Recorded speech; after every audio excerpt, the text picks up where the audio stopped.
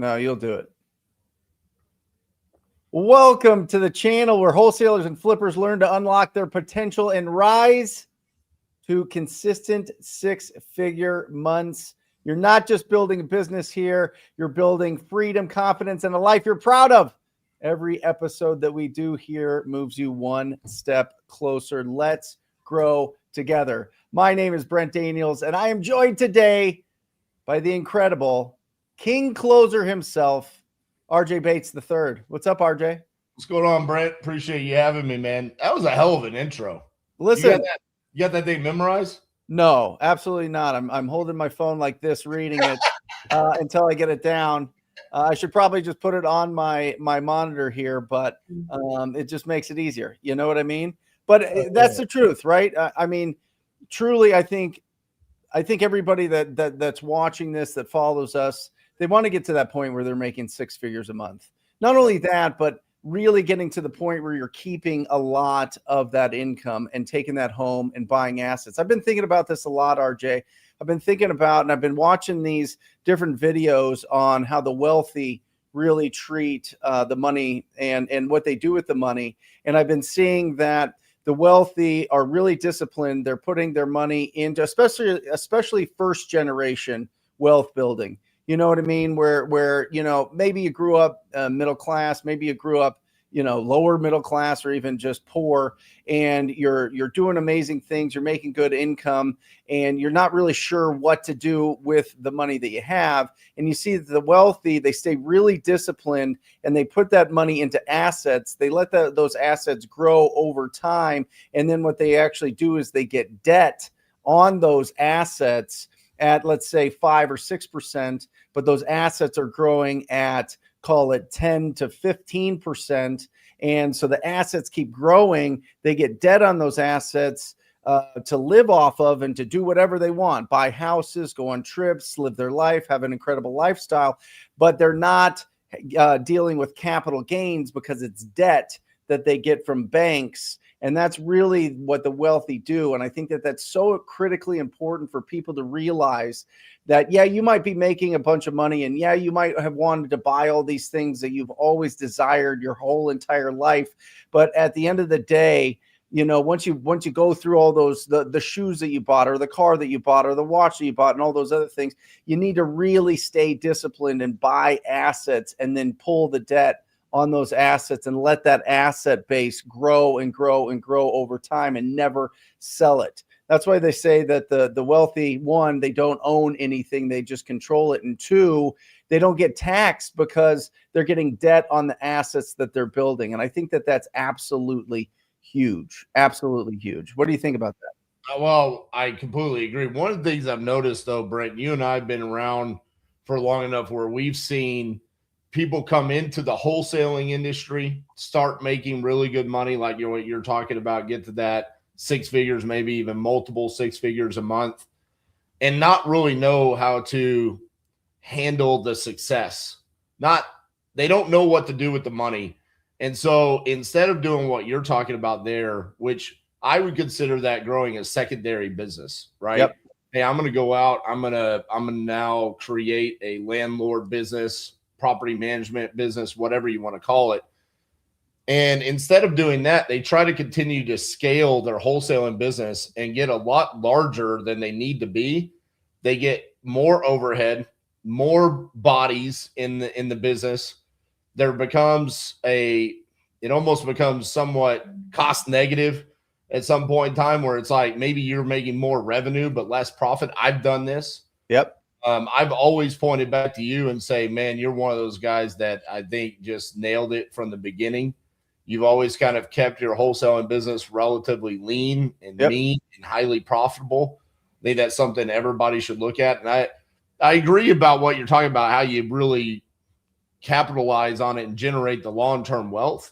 I think there's a lot of wholesalers out there, though, that miss the boat, and they go after the vanity metrics, more revenue, more deals per month. And it's like, who cares how many deals you're making? Yep. Like that, you know, that's always a question that gets asked on this podcast. I'm expecting you to ask me at some point in time, how many deals you do in a month, right? Right. And it's like, who cares? Right. And honestly, how much money are you making? Why is that even? I mean, are you enjoying your life? Are you getting to do what you want? If I'm making $50,000 a month in my pocket and I'm happy, is that better than me making $100,000 a month and me being miserable and stressed about, can I sustain this? Can I actually handle everything that's going on in order for us to do that amount of deals? That's where I'm at in my journey right now, is getting away from what the world has told us, social media has told us we're supposed to do, and just saying, I'm just going to go out and do what I want to do. Yeah, I had this great like fractional family office. I'm not at that point where you have your own, team that runs the wealth management. And they did a report on the Forbes, to the top 500 wealthiest people, and they look at where they hold their assets. It was like 65 to 68% in the stock market. Yeah. Like 8% was real estate. And then the rest is just like speculation on different businesses and that type of thing. And I thought that was really interesting. I thought it was really interesting that they just put it into the market and let it grow over time and just kind of forget about it and do it really passively, as opposed to what we're taught in a lot of ways, which is, cherry pick the deals that you want to keep as rentals, right? And build your rental portfolio, which is awesome. If you want to be a landlord, if you want to do that strategy, go bananas. There's so many opportunities to be able to do that. There's so many opportunities to get like big chunks of wealth, like add to your net worth by buying these, properties that we get at incredible deal at incredible prices, putting some money in, getting it, refinance it, get some long-term debt on it, and then pay it off. I love it. I think it's really, really, really smart, but it's not the only path, right? It's not the only path. And it depends, like you were saying, RJ, you're growing and you're building your skills of finding great deals. You're wholesaling them and flipping them.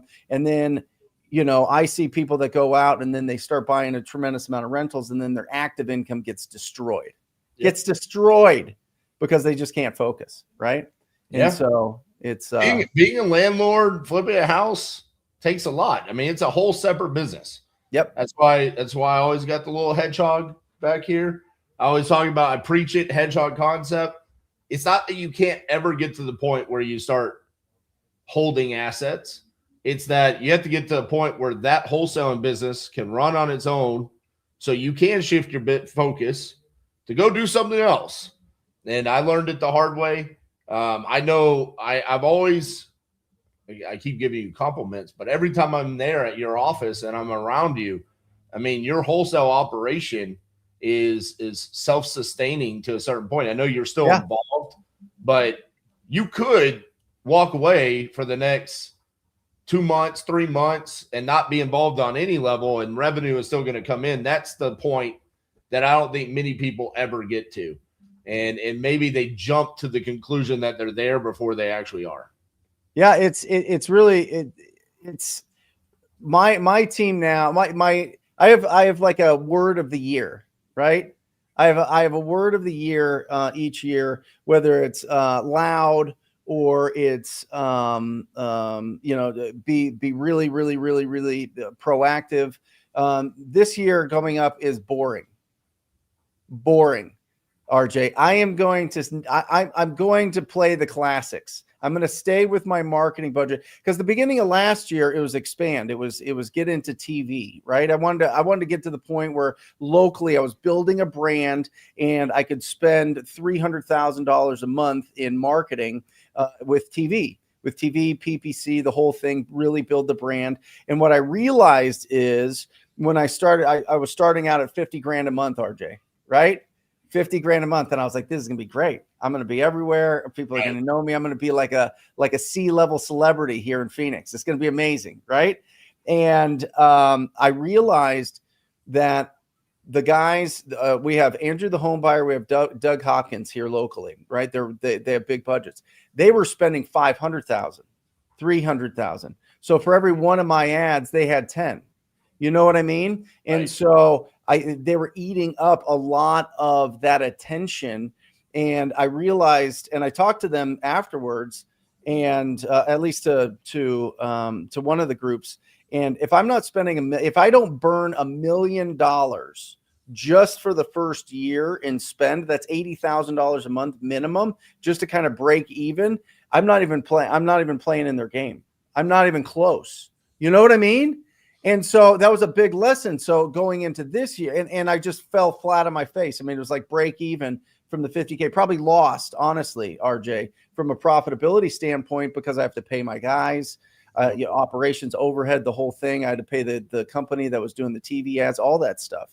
And so I realized, okay, I'm gonna just stick to the boring. I'm gonna stay in the Google world, where I've got the guys here in my office. They do a phenomenal job every single day. They get together and look at best practices. We're spending over $1 million a month, $1.3 million now a month, through our agency. So we really know how to do it. And I'm going to just keep my budget really tight, and I'm going to squeeze the most out of every single lead. So my 2026 is boring. Just boring. I'm not going to try to get over my skis. I'm not going to try to go crazy. I'm not going to try to expand. I'm going to try to get as profitable as I can with a marketing budget between 40 and 50,000 a month. What was the reason why you wanted to go after TV? Just for the brand building aspect of brand it building. in the local market? Yeah, RJ, at the end of the day, I keep being drawn to the idea of selling a business. I saw what Batch did. Yeah. I think that's what kicked it off, right? Like I was with those guys. I met with Evo when we met at Einstein Bagels before they did anything. They were doing maybe 40, 50 wholesale deals a year. And then they go and sell 6 years later, they sell a business for $30 million. And I saw the whole thing. And I was like, oh my gosh, and then I go, oh, okay. Then you get a big chunk, you put it in to long-term assets, and now life's great. Right. Like, it's not an active income. They were building an asset. So I was kind of looking at that as, how can I build a brand that I could sell at some point, or how can I build a company that I could sell at some point? And I wasn't willing to risk, getting to the $200,000, $300,000 a month and spend, because you do need a bigger team. You do need people that are really focused on it. And I'm just pulled in different directions. With the coaching, with the agency, with the real estate business.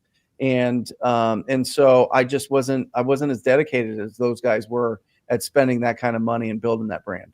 It's really gritty. It's funny that you said it the way that you said it, though, because I think we can all, that we've been a business owner and entrepreneur for long enough, we can relate to someone else did this.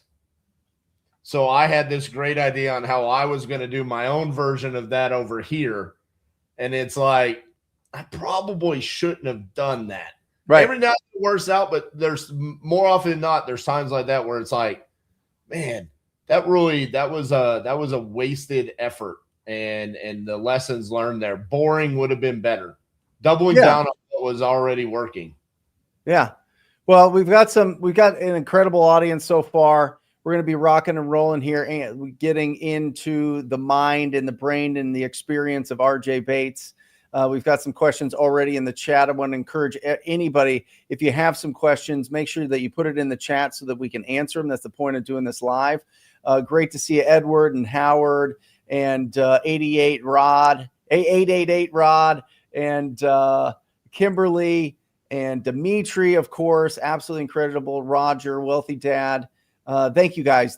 Parker. Thank you guys for participating. All the guys, all the people, by the way, in the chat so far that I'm speaking to, RJ, are closing deals, which is absolutely incredible. And I always felt like the difference between the people that really make it in this business and the people that just kind of, nibble around the edges is they're wildly coachable.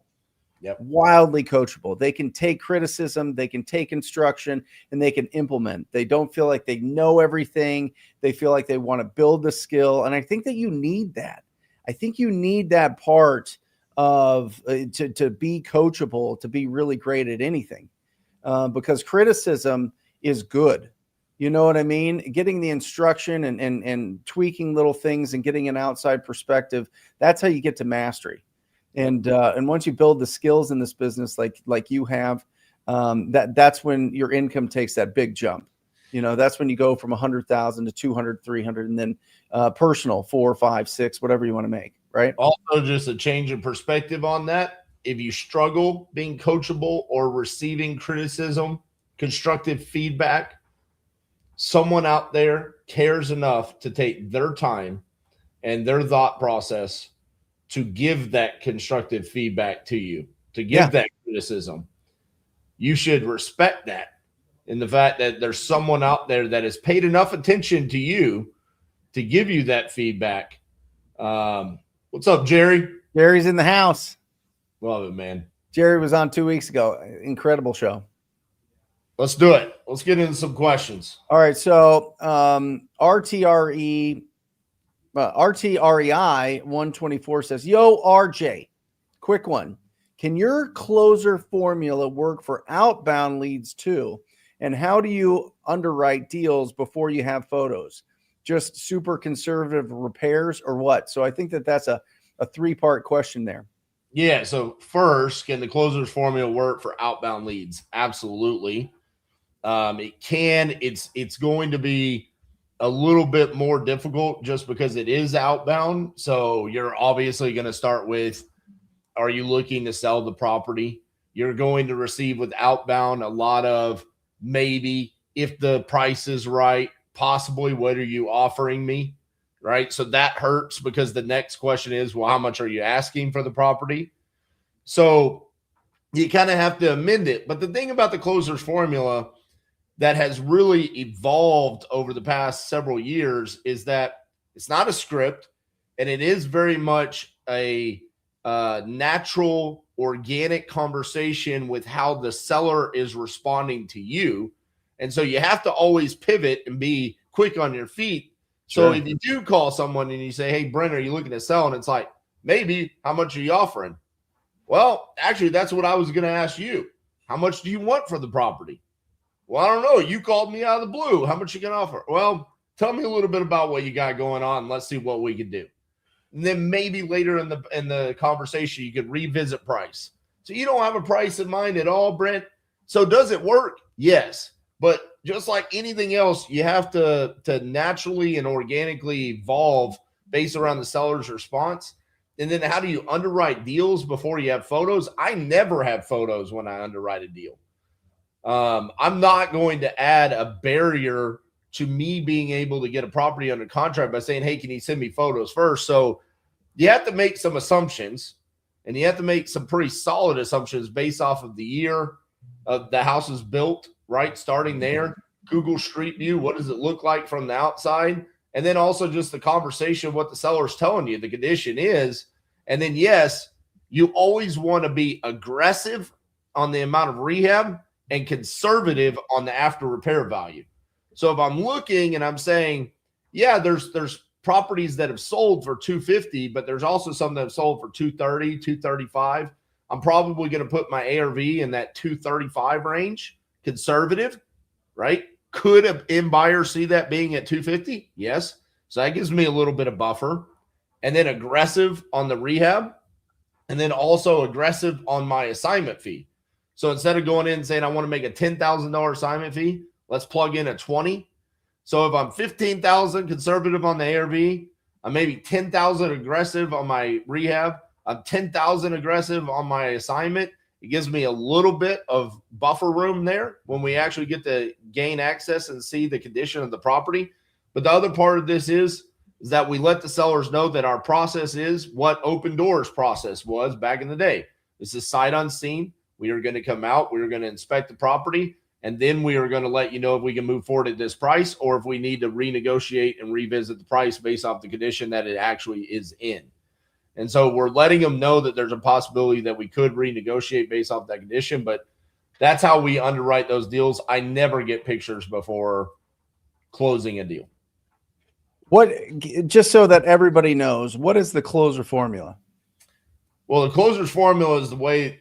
Listen, I could go on for the next 5 hours about it. Okay, there's a lot of nuances to it.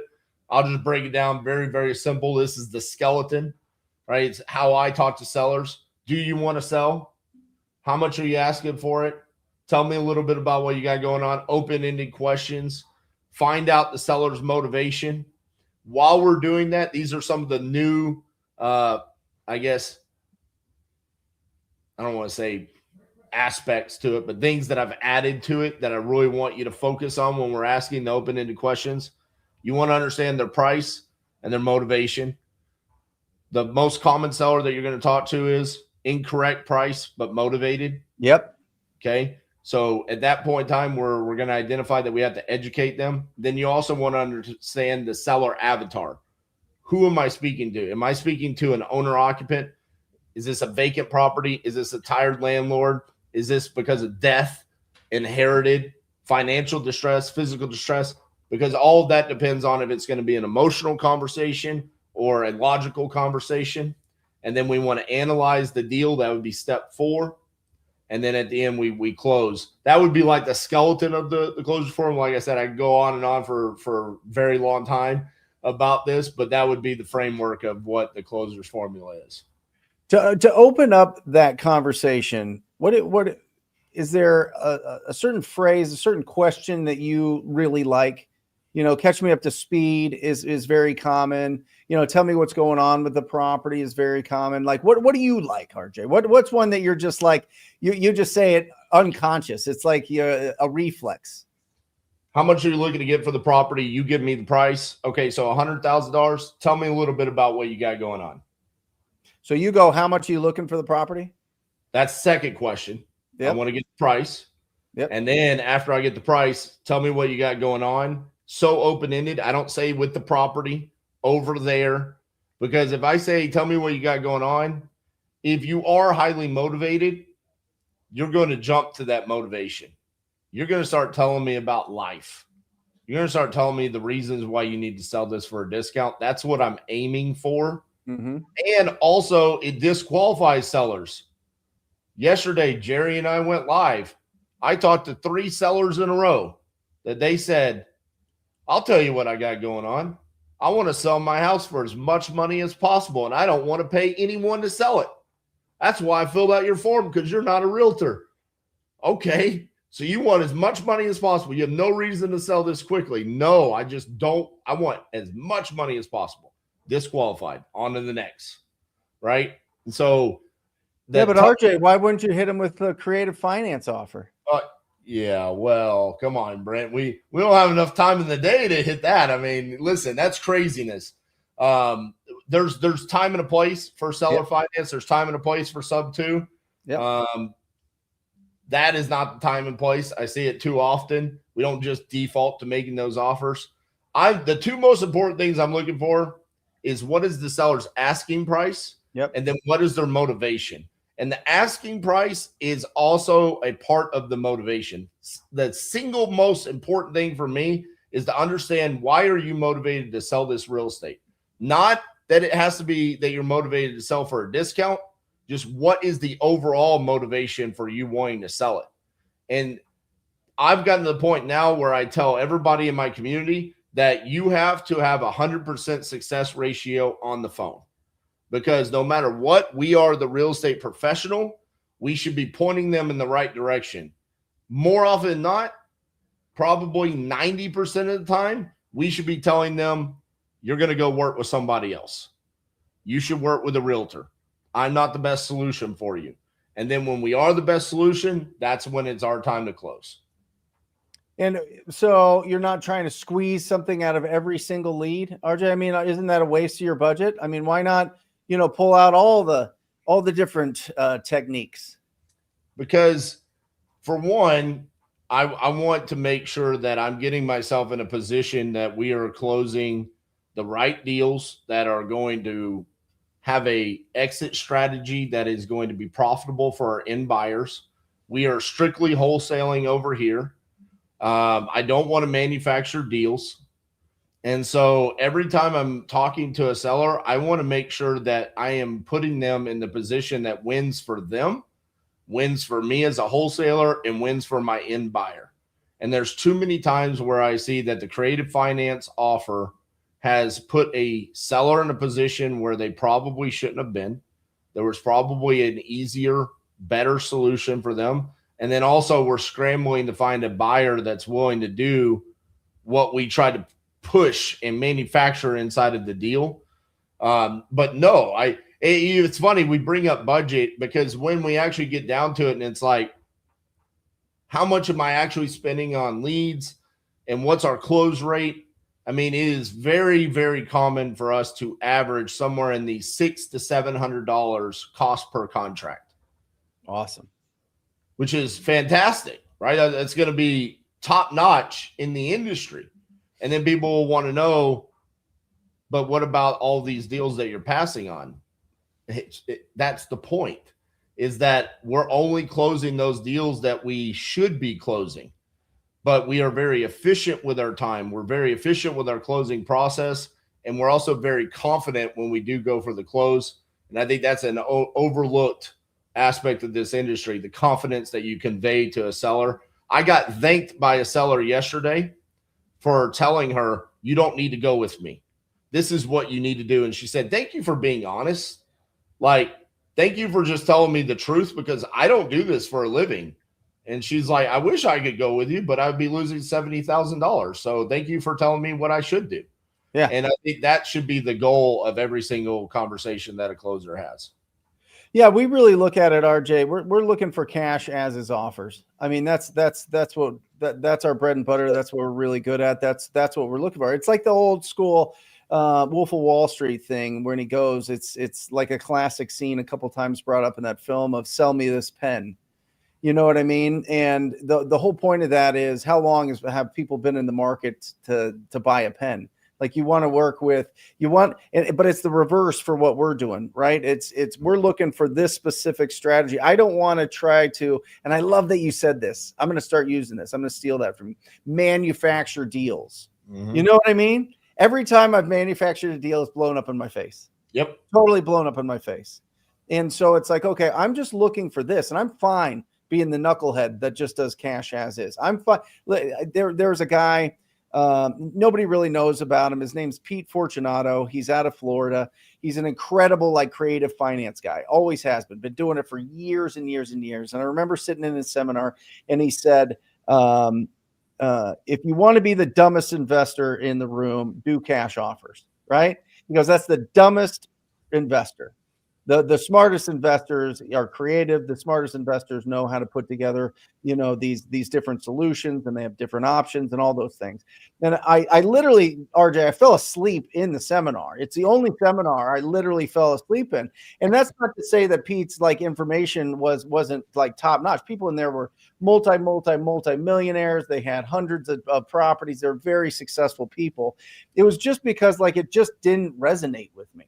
It's just my brain. And I think it's okay for some of us to say, you know what, I just want to make a really great active income and then put it into assets. Yep. You know what I mean? I don't need to manufacture a deal that I keep and then I regret it forever because now I'm married to this property owner on some sort of seller financing for forever or whatever else. And I thought, I was watching some of your content this morning, preparing for the show, and I thought that you brought up a really awesome point when it came to wholesaling sub-twos.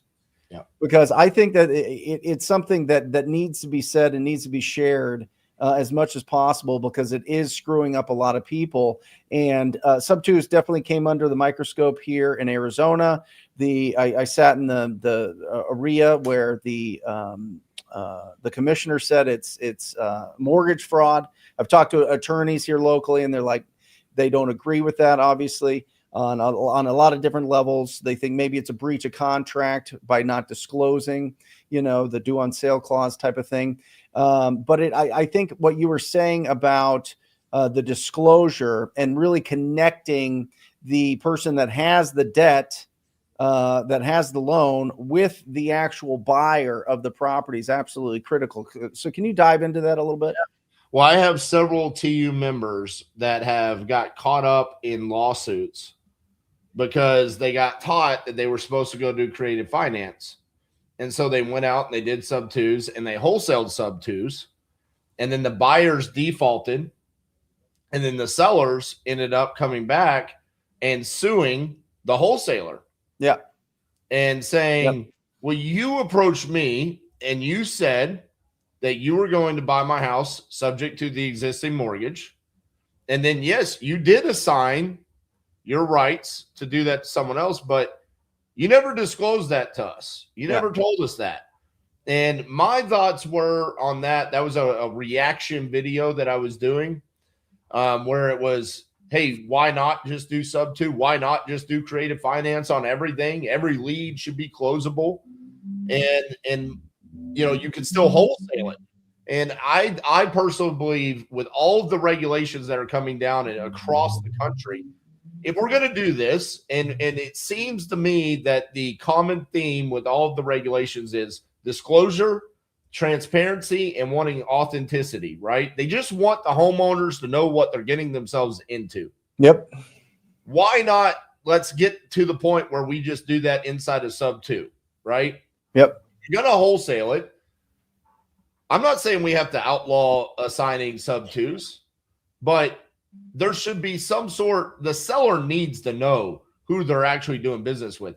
Every time I've ever done a sub 2, I've said the phrase to the seller, you understand that you and I are going to be in a short-term marriage. There's 12 years left on the mortgage.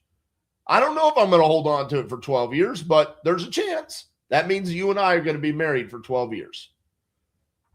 If you're assigning that to someone else and the homeowner doesn't know that, and the sellers have gotten themselves in horrible positions where they find out that the mortgage has been defaulted on, their credit's been impacted because of it. That just, there's a lot of negative that comes along with the lack of transparency. And to be honest with you, Brent, this goes across the board, even in wholesaling. Why are we not just at the point? It's not 2015 anymore. It's 2025 where we can literally tell a homeowner, I am going to wholesale your property. Yep. Those are my intentions. Yeah. And I think we have to get to that point across the board, but especially when it comes to creative finance. Well, our disclosure in our contract, RJ, as of this year, we bolded the section and we have them initial underneath the actual section that talks about it. And just to make sure that if there's any questions, and obviously we go through the agreement and there's conversations about the different exit strategies that we have.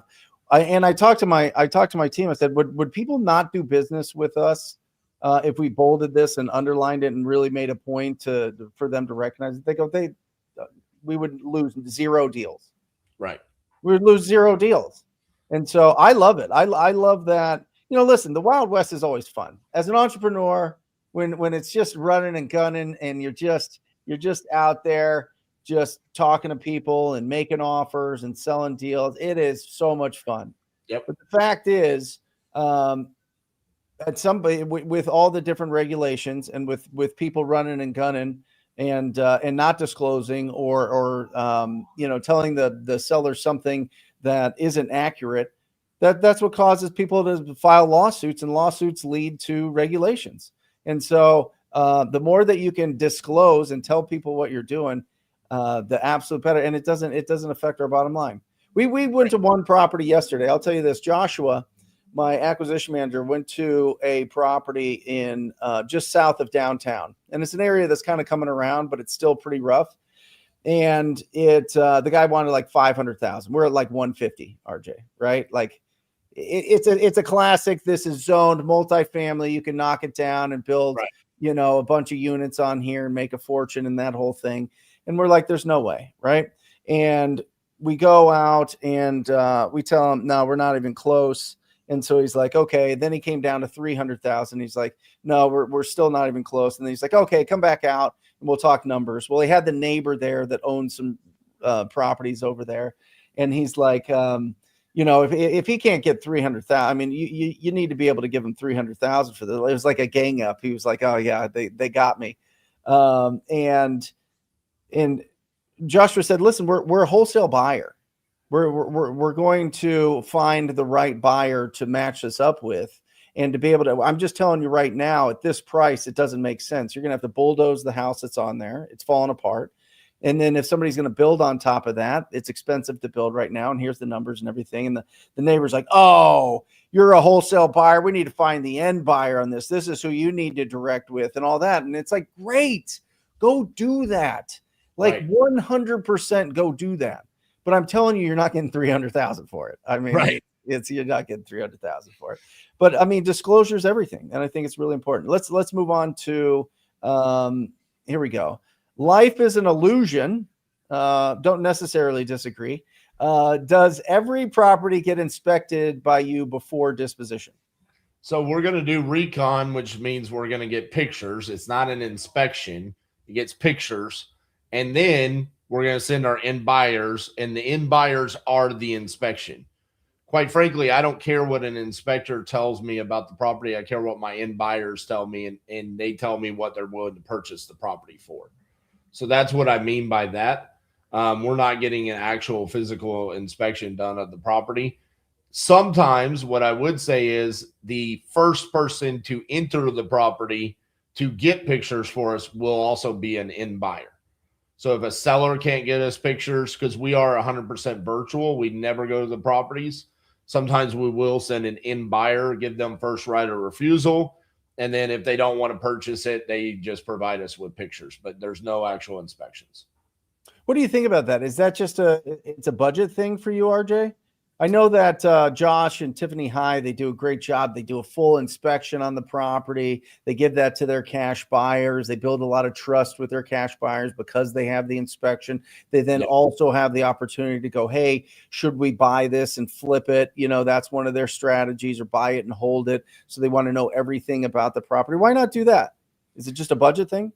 Well, I mean, for one, I have had inspections before, either provided by sellers, and I thought it was like such an added bonus.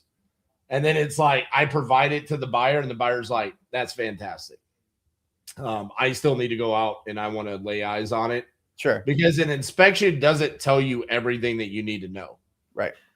Like if you go out and you could have a sparkling clean inspection and then go out and it could have the worst floor plan of all time. Right. And if you're like, whoa, hold on, I have to walk through bedroom 1 to get to bedroom 2. Like that's not going to show up on an inspection report, right? There's things that buyers just want to see. They want to see it, touch it, smell it. Yep. Right. And that just doesn't show up. And so for us, it's kind of also a release of liability where I never want to provide anything other than here's the facts. Here's the address. Here's my asking price. And here's some photos. Do your own due diligence and let me know what your offer is. That's the old school wholesale that I was taught. Yep. And so I've never really, anything that we've ever added in regards to trying to provide to our end buyers is always kind of just been like, that's cute. I'm still going to go do my process. Yeah. Got it. And are you putting any of these, are you dispoing on the MLS or no? No. I don't think I've ever done that. Why not? I've never done it. I've never seen the need. Yeah. I guess we've done novations, right? But we've never done the whole like net listing on the MLS. It's never been something that we wanted to utilize, and we've never had a need for it really. I would rather just go the route of just converting it over to a full novation if we needed to do that. Yeah, we've tested it a couple times, and every single time, RJ, we made more from our private investor network than on the market. And the tough part is it's not just the bottom line net profit on it. It's also how much education you have to give to real estate agents that are reaching out to you about the property. Yeah. Right. And they don't understand it. And because they don't understand it, then you're explaining it and they're like, what? How is that even a thing that you can do? Right. And then they're confused and then they don't like it. And then, it turns into it. But, a lot of the agents that work with wholesalers, and there's a tremendous percentage that work with wholesalers, if they're working with investor clients, they understand the process, but some of them have no idea, especially if they're new or they only do a couple deals a year. So there's a big education process there. Parker asks, RJ, how do you explain to the wholesaler you're assigning this property on the appointment? I assume he means to the seller. Right. How do you explain to the seller you're assigning a property when you're on appointment? Very, very simply. Brent, here, first of all, I want to be clear on this. There's a time and place for the transparency. Okay. I've seen my community take it to the extreme. I actually just had this conversation with them yesterday. I was like, hey guys, we don't have to come out right out of the gates, guns a-blazing. We don't want to become the Bible thumpers of the wholesaling industry with transparency, right? They're coming out of the gates like, well, Brent, I just want to tell you, I'm a wholesaler. I'm not an end buyer, and I'm going to be assigning my rights. It's like, whoa, hey guys, we still got to like build the credibility here before we just go. So there's a time and place for this. But if Brent were to say, are you a wholesaler? The answer is, I am a wholesaler. Here's how I can provide value to you. And at the end of the day, it's no different than a seller hiring a realtor to list their property on the MLS and bring as many buyers as possible and get them the highest offer on the open market for retail listings. We're doing the exact same thing, except we are taking it to the in-buyer investor marketplace, and we are going to get as much money as possible, and we are going to make our profit, and you are guaranteed this price. That is what we're doing, and we are assigning our equitable interest in this contract. And so that's how I explain it to the sellers. And more often than not, they have no issues whatsoever with that. Because, and this, I was going to bring this up to you yesterday, Jerry and I had multiple conversations with sellers that had said they had previously been screwed over by another wholesaler. I want to do a study, and Brent, I'd love for you to be a part of this. Yeah. If your team could just keep track over the like a month or a week or 2 weeks of the conversations that they have with sellers, what percentage of sellers bring up the fact that they have either dealt with or been screwed over by a bad wholesaler previously? Because Yep. Jerry brought this up and he said, are you seeing this increase where there's not transparency? They don't know what's going on, but then the seller finds out, because one guy told Jerry yesterday he waited 58 days to then terminate because I wouldn't come down like half on my price. Yep. And then I found out he was wholesaling. Yep. Like, why not just tell that seller up front? He had no problem with the person being a wholesaler. What he had a problem was you didn't tell me and you wasted 58 days of my life. Yep. Then tried to cut that in half. I'd love for us to do like a study on that to see, because Jerry feels like it's increased. I absolutely believe in the past 12 months, the amount of homeowners that feel like they have been screwed over by a wholesaler, not being transparent, not telling them what was going on, has significantly increased. I'd love to be able to see, and I'd love to just hear from your team if they feel like that's going on as well, because you're in a local market, not nationwide. Yeah, it's interesting because our leads are coming from Google, whether that's YouTube or Google My Business, or we're now creeping in certain markets with SEO, but mostly with pay-per-click. We usually are just competing with the same couple people. We dealt with that a lot more, RJ, with cold calling and text message marketing, for sure. There was a lot of people that I don't know if it was just the personality of the sellers that they were, that they would work with somebody that just reaches out to them out of the blue. It was way more that way, but I'd have to check with them. I do know that some of the guys, say if somebody random comes in and they are way above us, I know that something's not right there. I just know. Because with the two guys that we really compete with a lot, we're pretty close. I mean, we run numbers the same. We've been doing it a while, so we're pretty close. But when something's wildly high, the other thing, RJ, is this. This is another interesting perspective. All right, there is a group in town that are cash buyers. Right? They would raise funds around the country for fix and flips to do here in Arizona. Well, they'd raise the funds, overpay for everything to get the inventory, and not do the repairs. Total scam, right? But they went out and they're buying a lot of properties, and they were buying it from one of our competitors mostly. I mean, they were buying from everybody.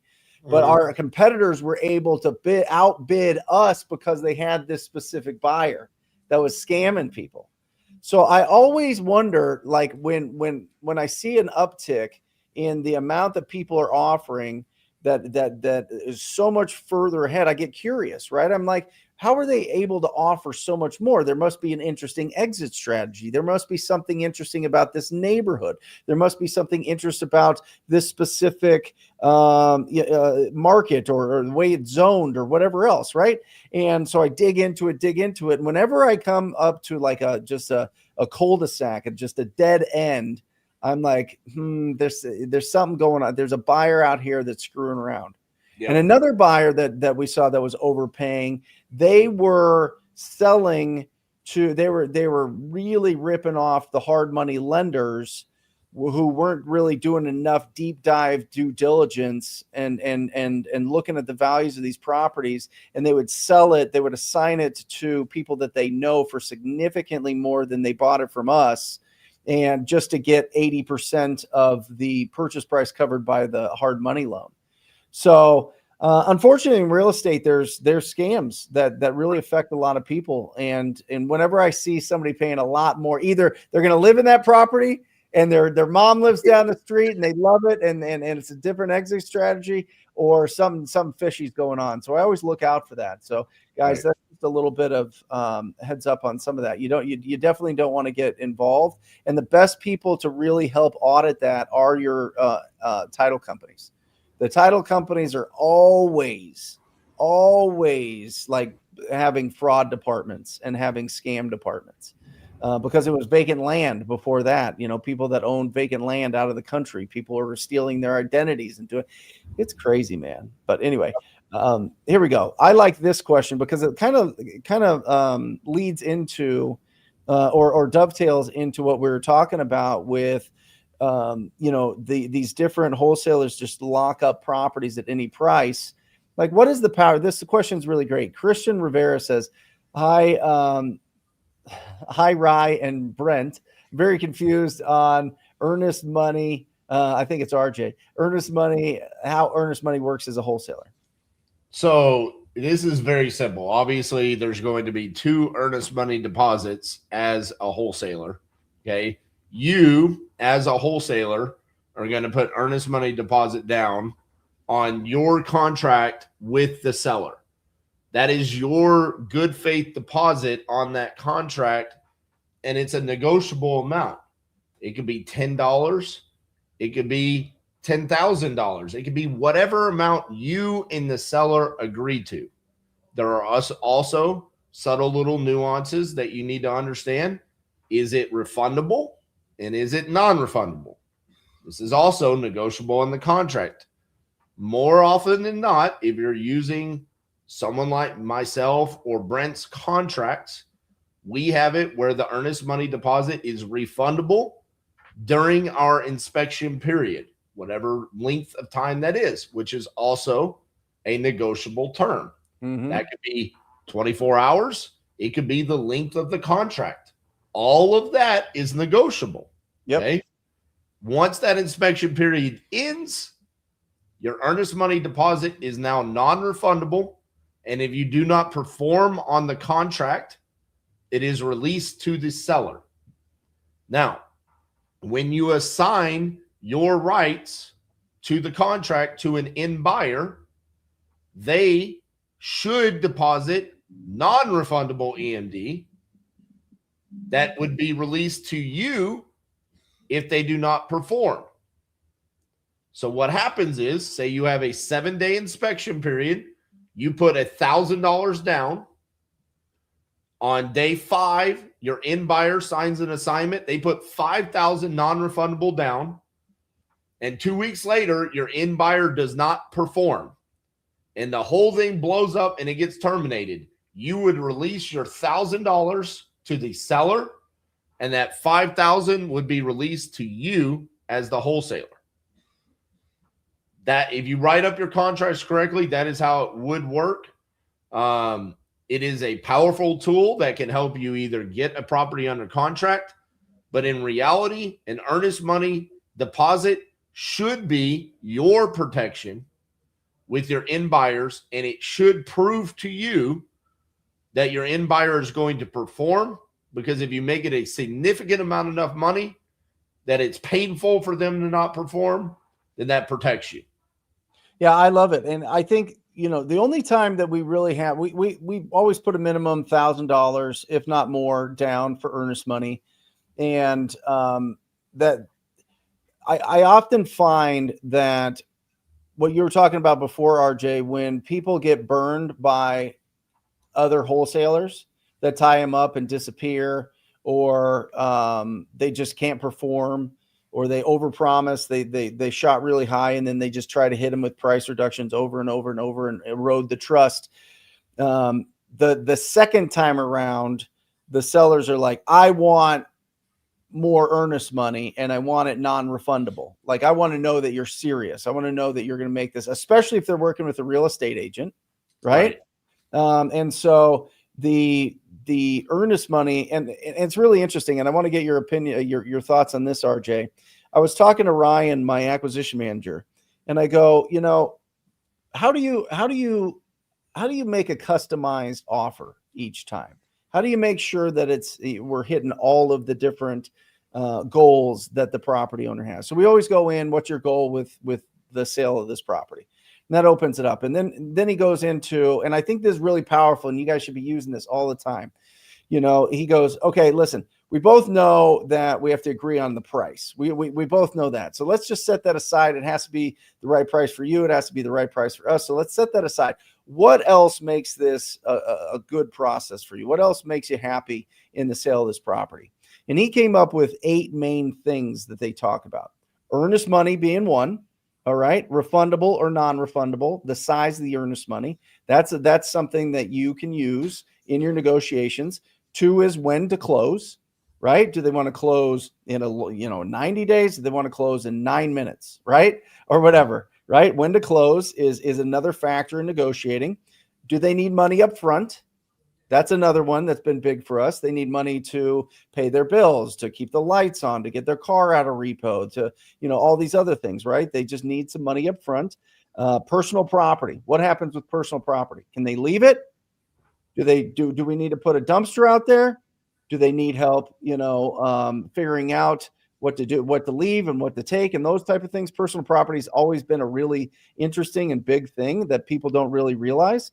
Number 5 is evictions. Do they have to deal with an eviction? Is this a tired landlord that has to deal with an eviction? Number 6 is helping them find the next place. Okay, guys, these are all things that you need to think about when we can't just be a commodity. We can't just go, okay, here's your price. It's cash. It's as is. No, we pay all the closing costs. Everybody does that. Right. What are the little things? Joe Homebuyer, I own a Joe Homebuyer franchise, and there's a great the analogy that they use in their sales training. They say, imagine Christmas dinner or Thanksgiving dinner or whatever, and you've got a buffet out there and it's got all sorts of different options, but you can only put 5 things on your plate. Well, RJ, your 5 things are going to be different than my 5 things.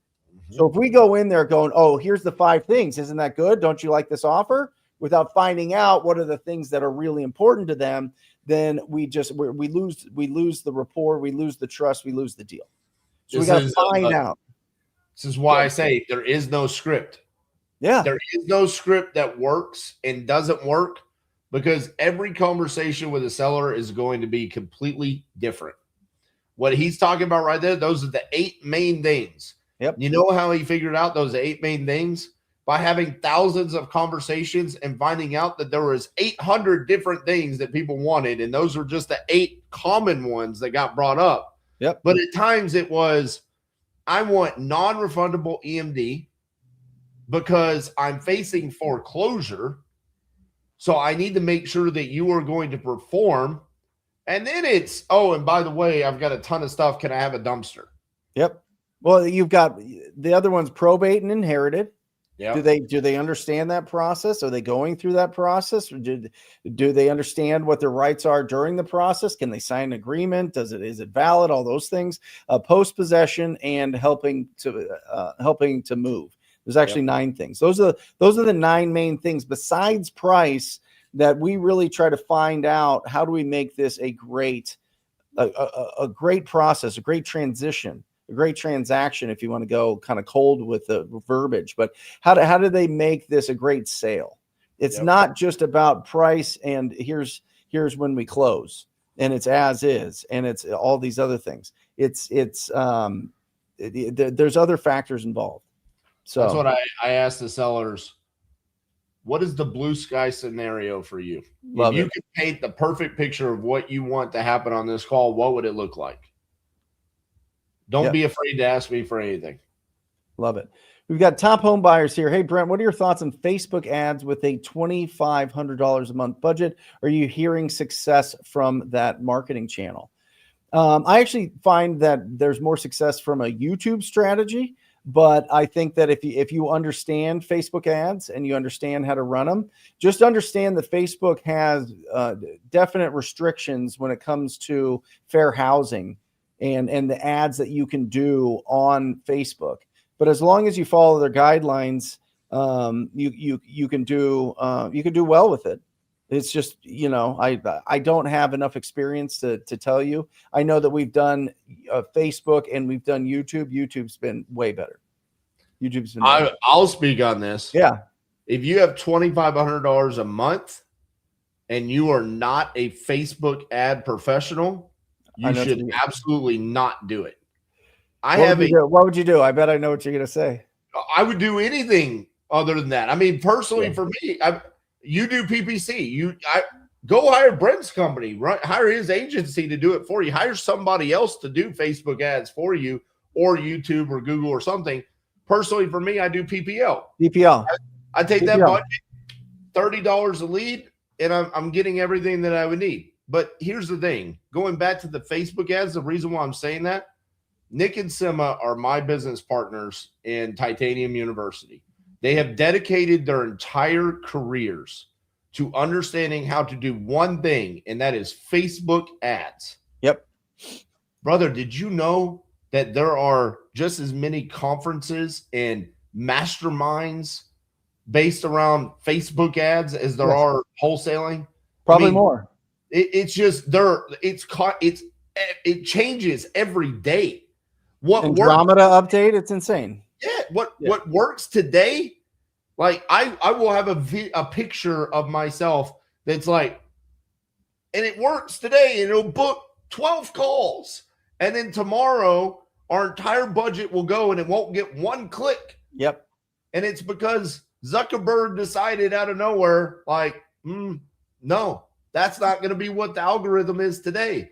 And so if you don't have somebody on there that's their sole focus all day, every day, you're going to get your teeth kicked in.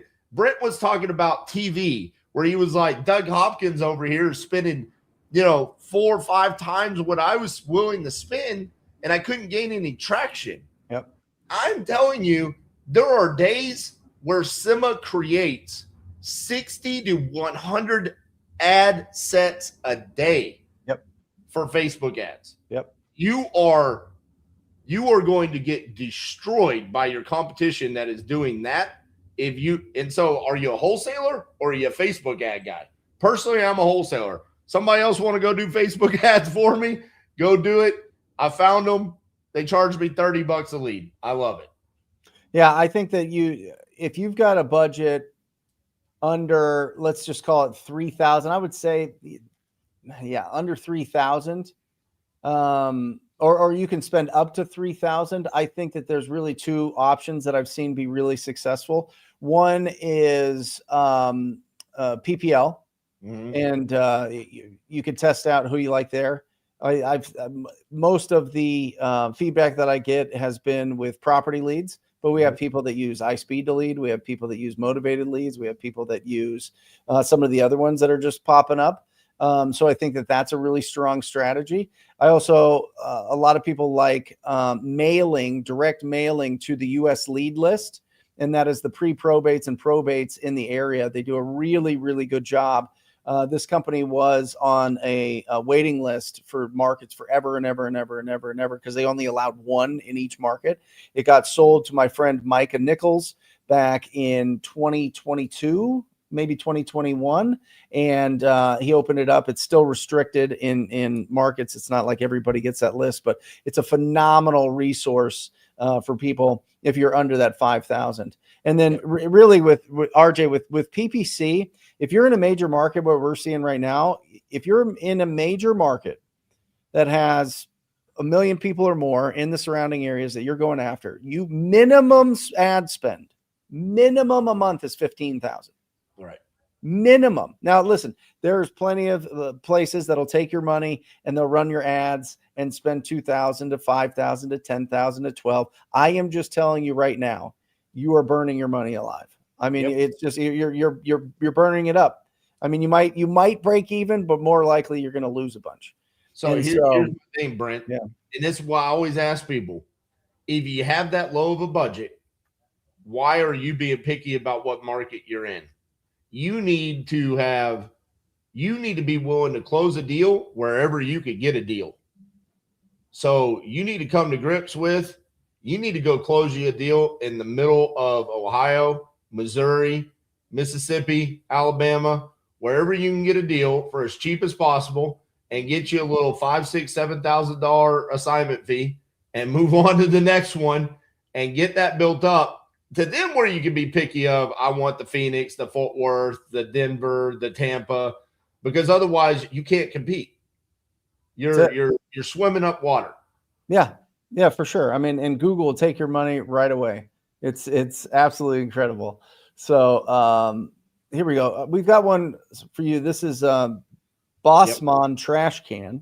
Bassman trash. Bossman. Okay, I got titanium profits, and I've enjoyed it and learned a lot. I'm curious if there is additional comping and underwriting trading in Titanium University. So yes, but what I would tell you is that inside of Titanium University, the education that you're going to receive is not much different than what you're going to receive on our lower ticket price things like Titanium Profits, or even just on our YouTube channel. And here's the reason why. Titanium University is about action. It's about implementation. It's about daily help. So the additional training you receive is, I have a property that I need help comping. You put it into the comp portal, and the same day my team comps and underwrites it for you and trains you on how to understand how to comp and underwrite that. Or you bring it to an implementation call, or you can submit it for a live comp review and have Cassie comp and underwrite it and teach you how to do it.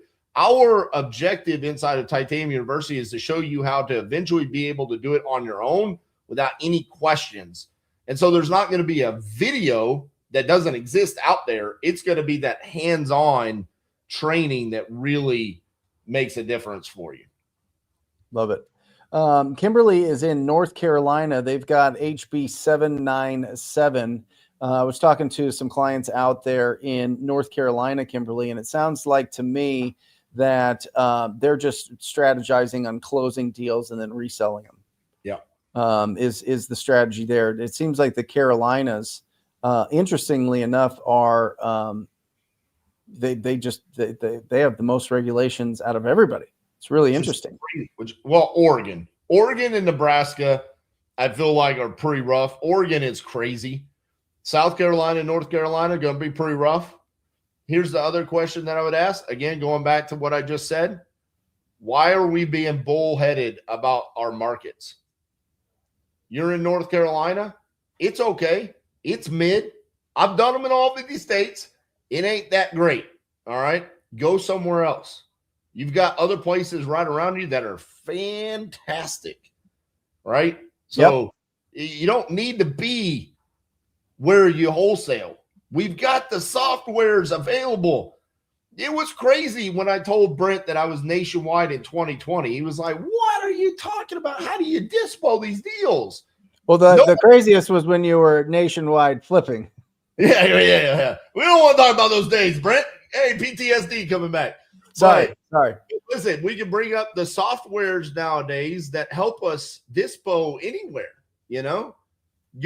Hop on over to some of the other states right around you. Georgia's great. Florida's great. Alabama's great. Tennessee's great.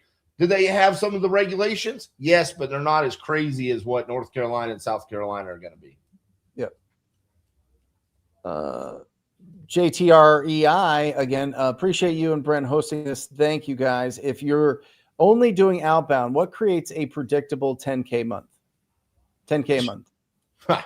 Reps, baby. Yeah. Consistent work and getting used to putting in the necessary grind that has to come along with it. Now, Brent just dropped just a second ago about the U.S. lead list. That would help you on your outbound, right? But the thing that I've found that people really struggle with, for one, $10,000 a month is a low. That's realistically, if you're doing things correctly, that's less than a deal a month. Okay. So you're talking about you need one deal. So you need to understand that that's not a lot, but you're probably new, and that probably seems like a lot, and that seems like a lot of money. That's why you're doing outbound. You've really got to get yourself in a position to where you can grind away for a consistent amount of time every single day. And you've got to get to the point where you're comfortable on the phones to where you can close from on one dial. You need to be able to close, and you need to be able to comp and underwrite to where you know it's a deal where an end buyer will buy. Because that's what people want to know, what we do for leads. And then they underestimate the importance of knowing where an end buyer buys. And so we tell them the lead, you go buy the lead, and then you get 10 properties under contract, and then you go, so all 10 of them got terminated because no buyers wanted to buy them. And it's like, okay, so now you figured out the leads wasn't the problem. It was a skill set, right? Mm-hmm. Now let's talk about what you really need to understand, where an end buyer buys. That's why someone just asked the question about, is there more comping and underwriting training inside of TU? Yeah, it's all day, every day, and it forever will be, because it's the skill set that you need to understand. Where will an end buyer buy, and are you able to convince a seller to sell you a property for that price? The $10,000 a month, though, mindset-wise, you've got to understand that's nothing. Go get you a deal, make it, and do it again. It's really not that. I know I'm like simplifying it, but it's really not that hard. You know, RJ, the first month in the business, I had a real estate license. I was just being a realtor, and we were in a meeting, and the broker stood up, and he said something I'll never forget. He said that his name was Chad Schreiner, and he said, listen, here's the facts about real estate that you need to understand. 70% of your income is going to come in your top 6 months of the year. 70% are going to come in the top 6 months. And he goes, but guess what? If you don't have a budget for marketing, you're in hustle season, right? You're hustling. And so your hustle doesn't stop.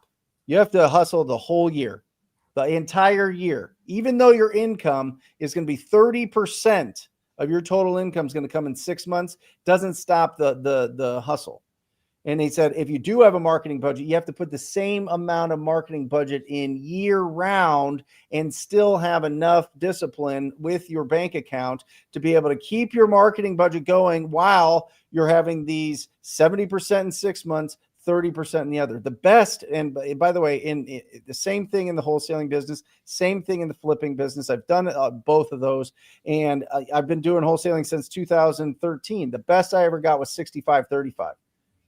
65-35 when it came to the top 6 months. This top 6 months of the year, we got 65% of the income. The other 6 months was 35. So when I hear people go 10,000, I want to make $10,000 a month. Guess what?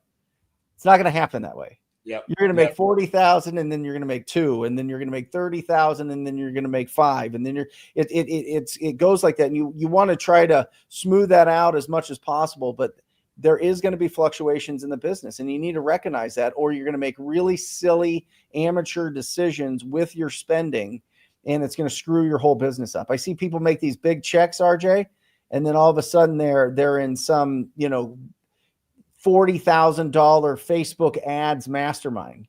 You know what I mean? I'm like, oh my gosh. Here's the other part. It's on the flip side. When you don't make the money, there's panic that sets in. And then it's, I want to change, right? I want to go do a different lead source than what just worked. So I changed my whole business. And every time you change anything, there's a learning curve that comes along with it. It's one of the biggest mistakes people could ever make, right? That's why when you look at me and Brent, you're here for a reason. I do PPL. He does PPC. Yeah. It's basically the same thing, except I don't do it. I pay somebody else to do it. We're doing the exact same thing, basically, right? We don't do anything else. It's what we do. Yep. And we're succeeding. But why? Because we do it every single day. We don't ever panic. We don't ever lack consistency. There's not going to be a random Wednesday when our team just doesn't dial the phones and doesn't call the sellers. I would assume JTREI 124, there's been a lot of lack of consistency for the past 2.5 years, right? Because otherwise you would start seeing some results. The other thing is, brother, you have to find your people and you have to surround yourself with those people. Mm-hmm. You need to be around somebody else that's doing what, or at least wants to do what you're doing. Because another thing that really impacts newer entrepreneurs is the voices in their head. That's their family, their spouse, the people that don't understand this, that aren't crazy like us, telling them, why are you still doing this? Why do you watch those two goofballs on YouTube telling you to do this when for 2.5 years it hadn't worked? Just like yesterday, someone told me and Jerry that we were assholes for promoting TU for 10 seconds at the end and saying, no, it's just these gurus. They don't actually do deals. They just want to sell you education. No, we actually do this. We want to provide that, but that's the thought process of the masses. And so you've got to be surrounded by people that don't think that way, because that also impacts you. When you go to sit down on the phone and be a problem solver for a seller, but your wife or your brother or your mom and dad just told you you're a loser for doing this for 2.5 years and why are you wasting your time? You need to go get a job. It's really hard to be the problem solver on the other end of that phone. Yep. Step number 1 is find your tribe. Yep. You have to, because people will have no idea what you're trying to accomplish.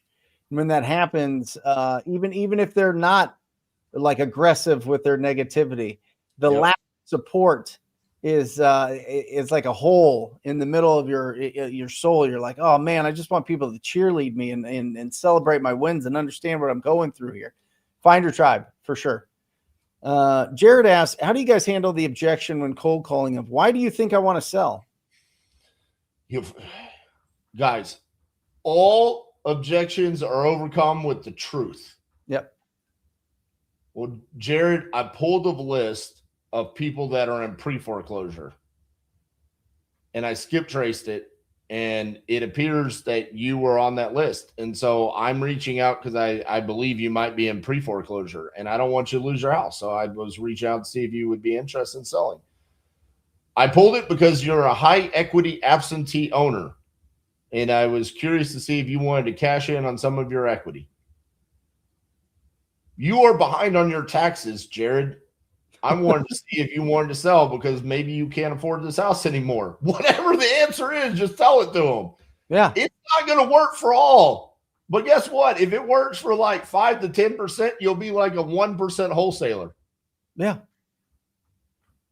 Yeah. Yeah. I think people ask that question. My experience, I mean, I got that a lot. I think a lot of people thought that like somebody's ratting them out. So one of the neighbors like, hey, go buy this house. It's ugly, or go buy this. We don't like them, or whatever else, and I would just say, no, it's I'm just interested in buying a property in the area, or I've got a group of investors looking to buy in this area. I just wanted to see if you would consider an offer on your property or whatever, or what, I was looking on my computer and your property address popped up as owing property taxes. I just wanted to see if you would consider an offer on your property there before you know what I mean? Then so totally agree. Love it. Every objection, what'd you say? Every objection is handled by the truth. The truth. Hey, you know what? That doesn't work. It gives you a really easy answer. You just, all right, I don't even have to think about it. That's right. Ashley says, RJ and Brent, what's up? RJ, I seen you last night genuinely laughing with Jerry, and I thought to myself, I want to laugh. I want to truly enjoy what I'm doing, regardless of what I'm saying of what the seller might say. How do you get to that point, RJ? Well, I think for one, you're probably feeling some pressure, and that's why you can't get to that point yet. 2, relax on yourself a little bit. Right. We're all, I was just telling Brent before we got on here, I was like, yeah, yesterday's live sucked. I got my teeth kicked in.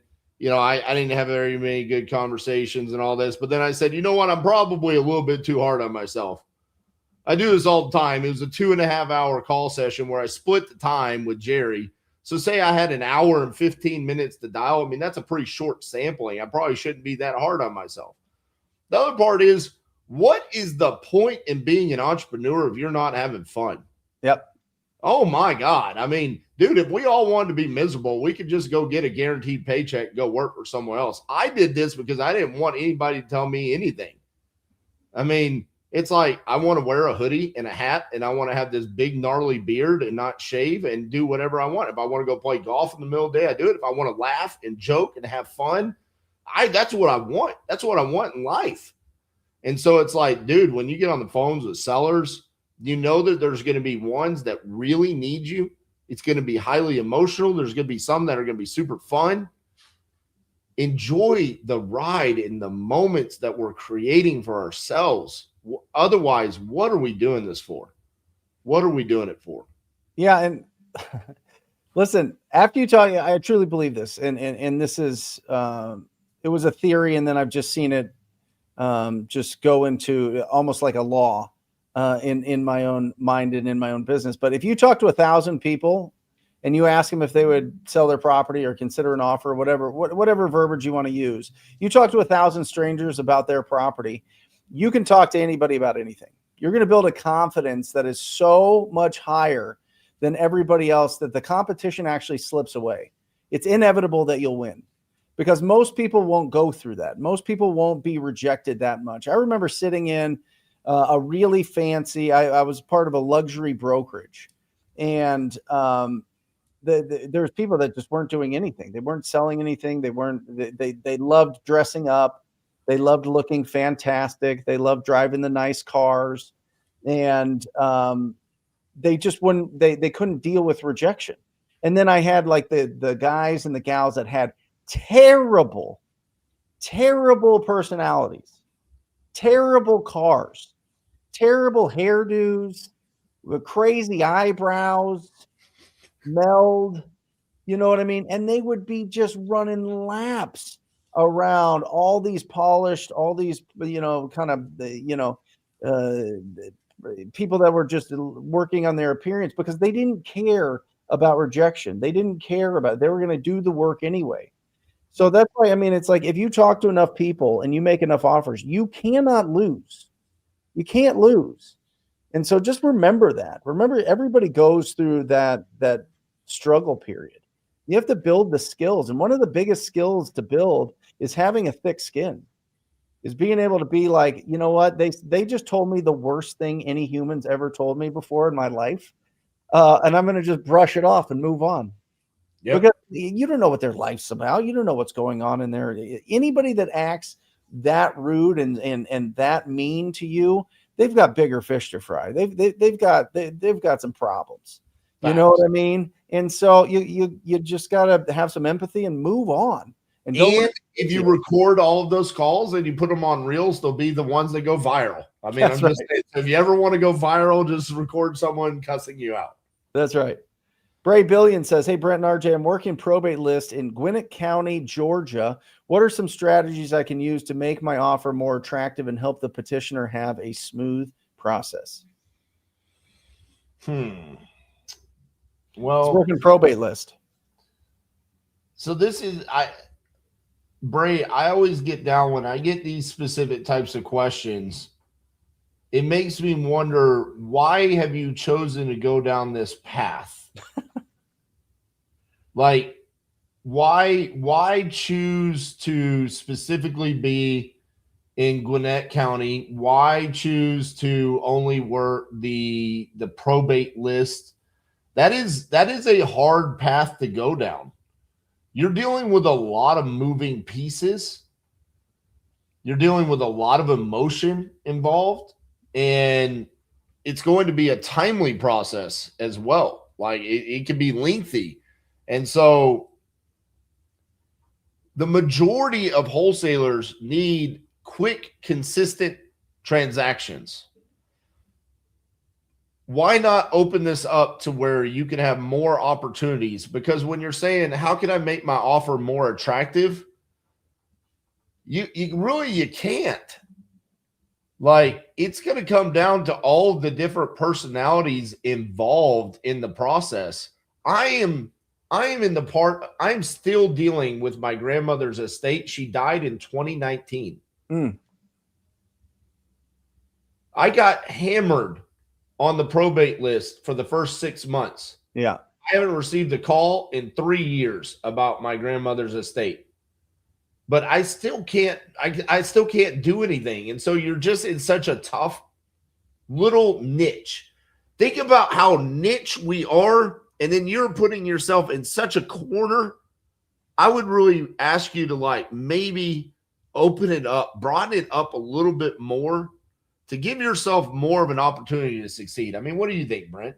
Yeah, well, listen, I've got in the Rhino tribe, in our mentorship, we have some guys and gals that this is all they do, RJ. And the reason they do it is they find 2 years tax default, and they find that the person has passed away and the family doesn't know about it, right? And so it's an opportunity to find some really unbelievable deals, because it's like you're reaching out to the family, and it's like, oh my gosh, this distant relative, I've got this inheritance, right? And so it's elating for a lot of these property owners. And so what they do is they really get educated on the process specifically in that area. Whether it's a state thing or a city thing or a county thing, they get very educated, whether they sit down with the probate attorney or whether they just learn from YouTube or whatever else in the state. So they understand the process, the paperwork, all that stuff. And most of the times they just refer, 2 or 4 different probate attorneys to help out with the process. And they do phenomenal job. I mean, it's a huge value. They go more quality than they do quantity when it comes to outreach. And that's what I'm saying. If you make that decision, that is what you're going to go all in on. It sounds to me like, if you're asking this question, and I'm making an assumption here, it feels like you're not that in tune with the process yet. Yeah, I think you need to, like, know it backwards and forwards so that you can explain what the process is. And then I think you need to get super niche on that list and look for the properties that maybe it's not just in probate. Maybe you go after the tax defaults, and they're the only reason they haven't paid their property taxes is because somebody passed away. Right. And nobody has gone through that probate process before. But once you know those, and it's a combination. I mean, RJ, we've had multiple deals where the heir has signed over. They only want like 5 or 10,000 and or $0, because if they sold it for as much as they could, or as much as somebody would offer on the MLS or with an agent or even the investor that they're talking to, it would affect their government check. Yeah. And they don't want that. Right. So they're like, just take the property. Mind you, I'm not saying don't do inherited and probate deals. I'm saying when you're that niche and you're asking that question, I'm a little bit concerned about the long-term sustainability of the business. That was more my question. I don't know if he's still on here because he hasn't responded to anything we said, but that would just be, when we get that niche, it's like you either got to go all in on it, and that's where you're going to make your living. And like you said, it's all about the quality. It kind of reminds me of like a Dave Day, a Carl Spielvogel. Like, these are guys that are like a Logan Fulmer. People are like, I want the super dirty title. I'm going to do something that nobody else is willing to do. It's like, that's great. Maybe that's your personality type. For me, I'm the complete opposite. Brent has more of that personality because he's like, they go deep in a single market, right? This is like, you're going deep in a single location, single marketing channel. Yep. I am like I want to cast the widest net possible and give me the most opportunity, and then find people that know how to do that. Love it. When that opportunity comes across. Rivero Zay says, with PPL, how many leads should you buy before actually getting a deal? This is my least favorite question ever asked in existence. I'm not bashing you, brother. I get why you're asking it. Everyone wants this answer. I will tell you that here's the answer. Are you going to give us the attorney response? Yeah, here's the answer. Okay, it depends. It is not the leads that dictate whether or not you're going to get a deal or not. It is you and your skill sets and your work ethic and your ability to get in touch with the sellers, to be able to connect with the sellers, to be able to understand what they need, and then be able to comp and underwrite, and then to be able to close, and then be able to dispo that deal. And let's not forget, also do transaction coordination. That is what dictates if you can do a deal or not. Here's your second. That is also true. Although now I've just, all right, what's the term to use? Resimply. Jeff says, RJ, your least favorite question is, what CRM do you use? LOL. Jeff's great. Yeah. There's a great question on the what markets have the least regulation? So there are some states out there that have no regulations whatsoever. David Olds from Easy REI Closings has a great resource for this. You can just go to waronwholesaling.com, and he has a pamphlet that he gives you that shows all of the states that have regulations. But there's many states out there that have zero whatsoever. I am currently in the midst of every single Friday, I release a video about a new state, and one of the topics I talk about is the regulations. Yep. Many states have regulations out there that are somewhat irrelevant. Like Texas has a regulation, but our regulation is that we have to disclose that we are assigning our equitable interest to a seller or to an end buyer, and it's the most irrelevant regulation ever. It never impacts us whatsoever. So yeah, you could go to waronwholesaling.com, and that can help you out there. Yeah, Jerry also has a good one, wholesalerregulations.com. Either one of those guys, really up to date. But I think it's, half the states have regulations, half of them don't. Right. You know what I mean? And so, just off the top, I'm like, does Florida have any regulations? I don't think so. I don't think so. Florida's wild. There you go. Alaska, no regulations in Alaska. Wholesale it up in the North Pole. There you go. I mean, Arizona, you have to disclose that you're a wholesale buyer. I mean, we did that well before, but that's the regulation here. And so, again, with regulations, guys, just understand the rules and play by the rules. When are you having Ryan Acquisition on for AMA? Thank you. Is that you? That's you. Oh, okay. Yeah. So Ryan, I'll bring Ryan on here. Beginning of the year. I mean, Ryan's phenomenal, and you guys could pepper him with all sorts of different I was going to bring on Ryan on your show. Huh? I didn't know. I didn't know what AMA is. Me either. So I thought that was like a thing that you did. I didn't know. Maybe it is for me. I mean, I don't know. Maybe over mine. Are we supposed to do a thing called AMA? I don't know. Maybe somebody could, acquisition manager or something, I assume. But yeah, I'll bring Ryan on. He'll ask tell you all the different anything. stories. That's what it is. Ask me anything. Ask me anything. Nice. We're so old. That's it. Awesome. We got that one. He got his first deal under contract. And congratulations. Hold on. Let me see if I can get this. See if this will go. Where is this a bell? There we go. Oh. Luke, are you still here? Luke is my video guy. Okay, I'm going to add Luke because he's got some questions here. And I always like this because we have a little bit of fun. And then we'll finish out the show. But really, guys, thank you for participating. We got some questions from the YouTube, from the Facebook. And so I'm going to add Luke on here. What's up, guys? What's up, man? What's up, Luke? What do you think of the show so far, buddy? Really engaging, honestly. There's been a lot of good questions here, and we got a few more from Facebook, from the Rhino Tribe. Let's hit you with this. You ready, Luke? Mm-hmm. Okay. Q Boy asks, breakdown of your entire team in deal volume / gross profit. Always interested to learn how big operators run their businesses. That's You for boy. me. That's yeah, for you, for either one. I love this question. This question gets asked on every single live podcast that I ever do. We had to get you. Yep. It's a very lean team.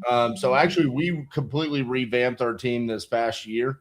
I feel like we're always in a changing process, but Titanium University really took a toll on the wholesale operation because of the growth over there. And so we actually had to lean into Titanium University. So I actually hired Danny Herman out of Titanium University to take over Titanium Investments. We brought on Justin May, bringing on a couple of other gentlemen right now. So the wholesale operation outside of me and Cassie and the leadership team is about 5 or 6 people. We have now completely outsourced transaction coordination to easy REI closings. That's been something that's always been a thing that we've held inside. We are getting back to doing 20 to 25 deals a month. That's where we previously were. That took a dip down with the revamp, but we knew that when we made those changes, bringing Danny in and then hiring the whole new team, which has been a fun experience for me and Cassie. And then average assignment fee is $15,000. So I'll let you go ahead and do the math there yourself. Awesome. Lovely. Should I rip another? Let's do it. All right. Jeff Cody asks, what CRM do you use? He loves that one. No, we already put that. He was Okay. on the show. Re-simply. Yeah. Okay. David Johnson asks, different PBL providers, pros and cons, and refund policy on property leads. Okay. So I use Lead Zolo, Speed to Lead, Property Leads. Okay.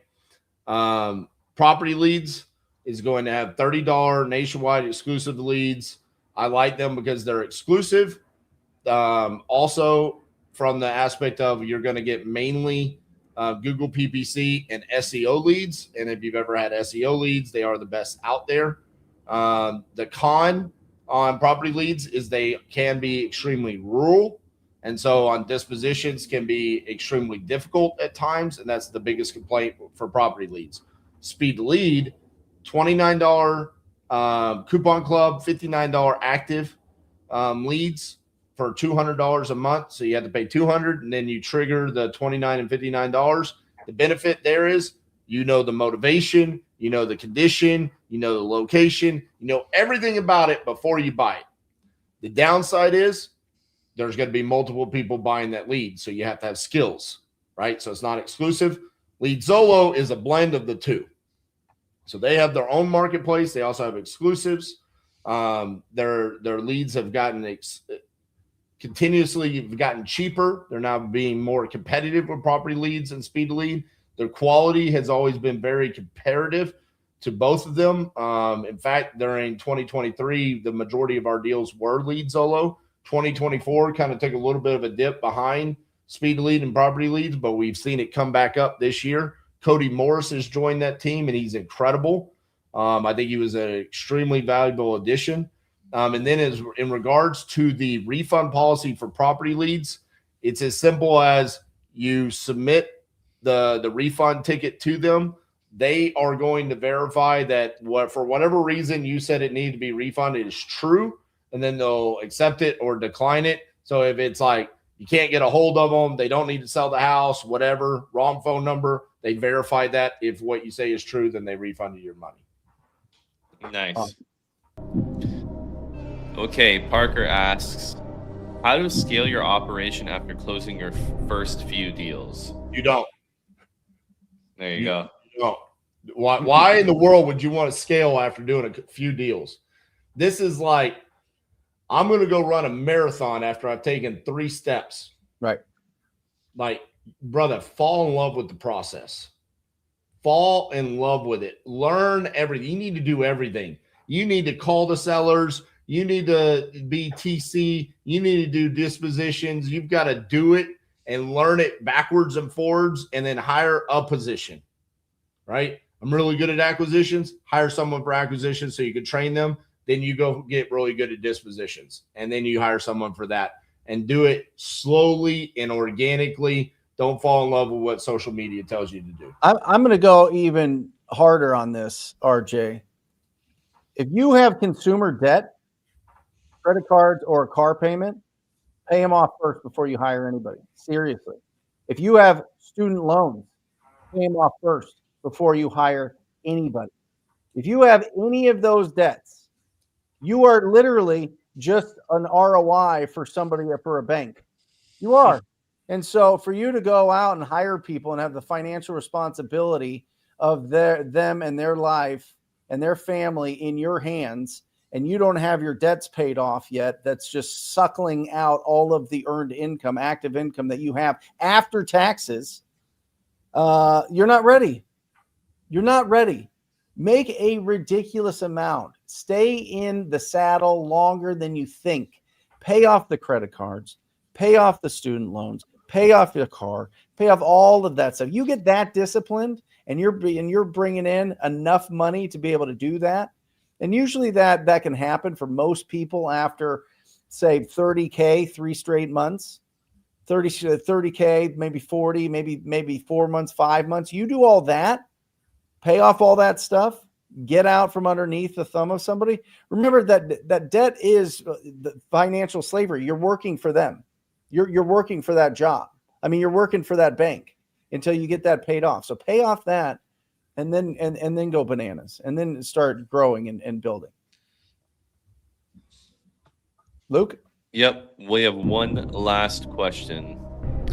Eric Lozano asks, how does a solar operator keep up with lead management to ensure quick response to incoming warm leads, 5 to 10 per day, follow up with contacted sellers that have a longer COE timeline, like 90 days, and underwriting and analysis for hot leads?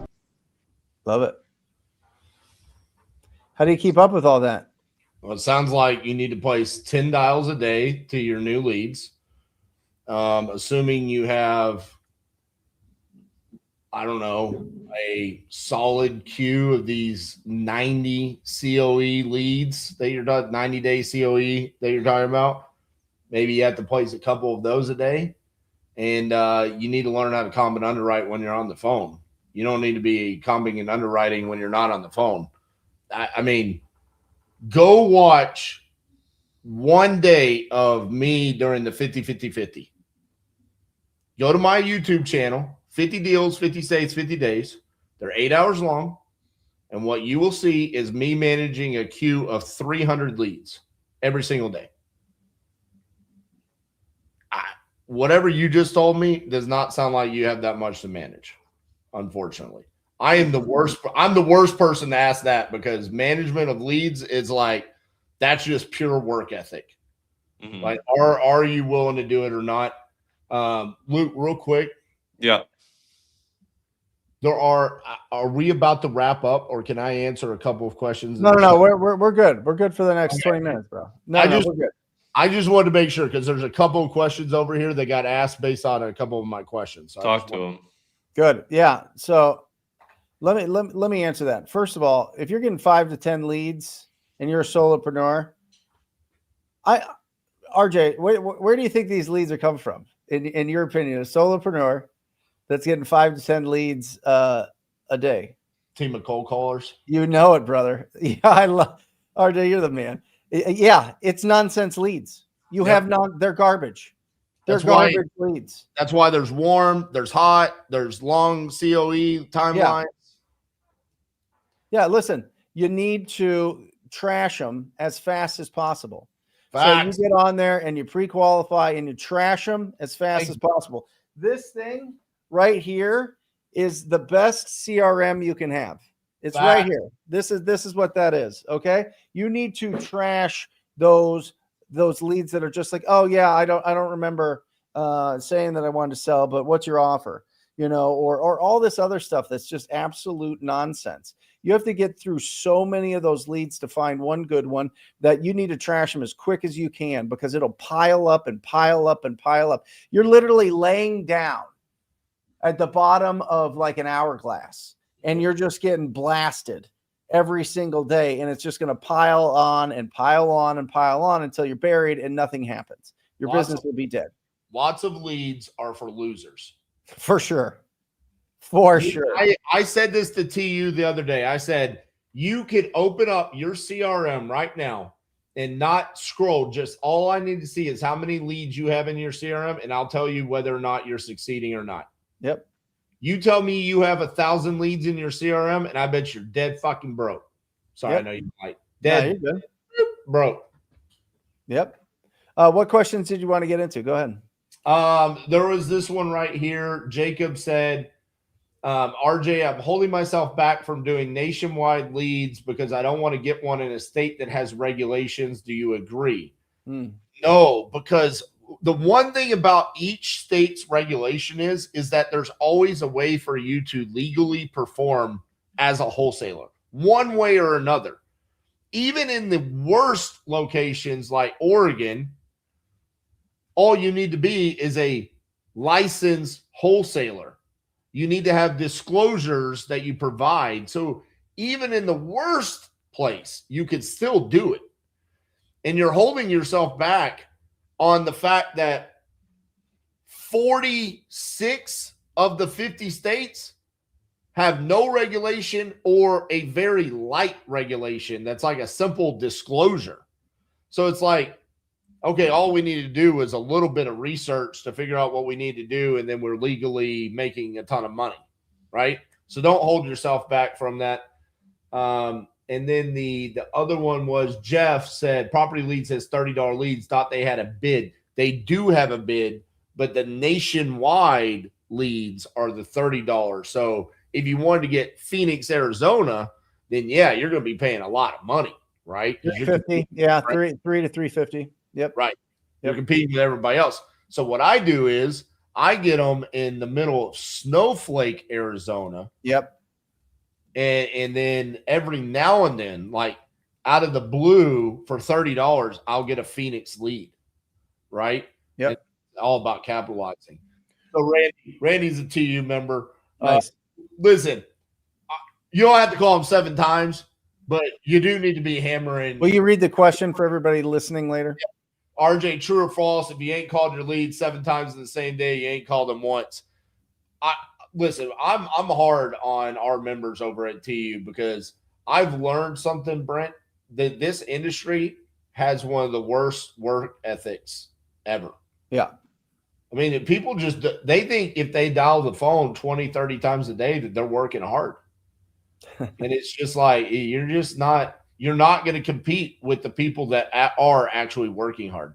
There's just a lot of people that have W-2s, other things going on in their life, the solopreneurs.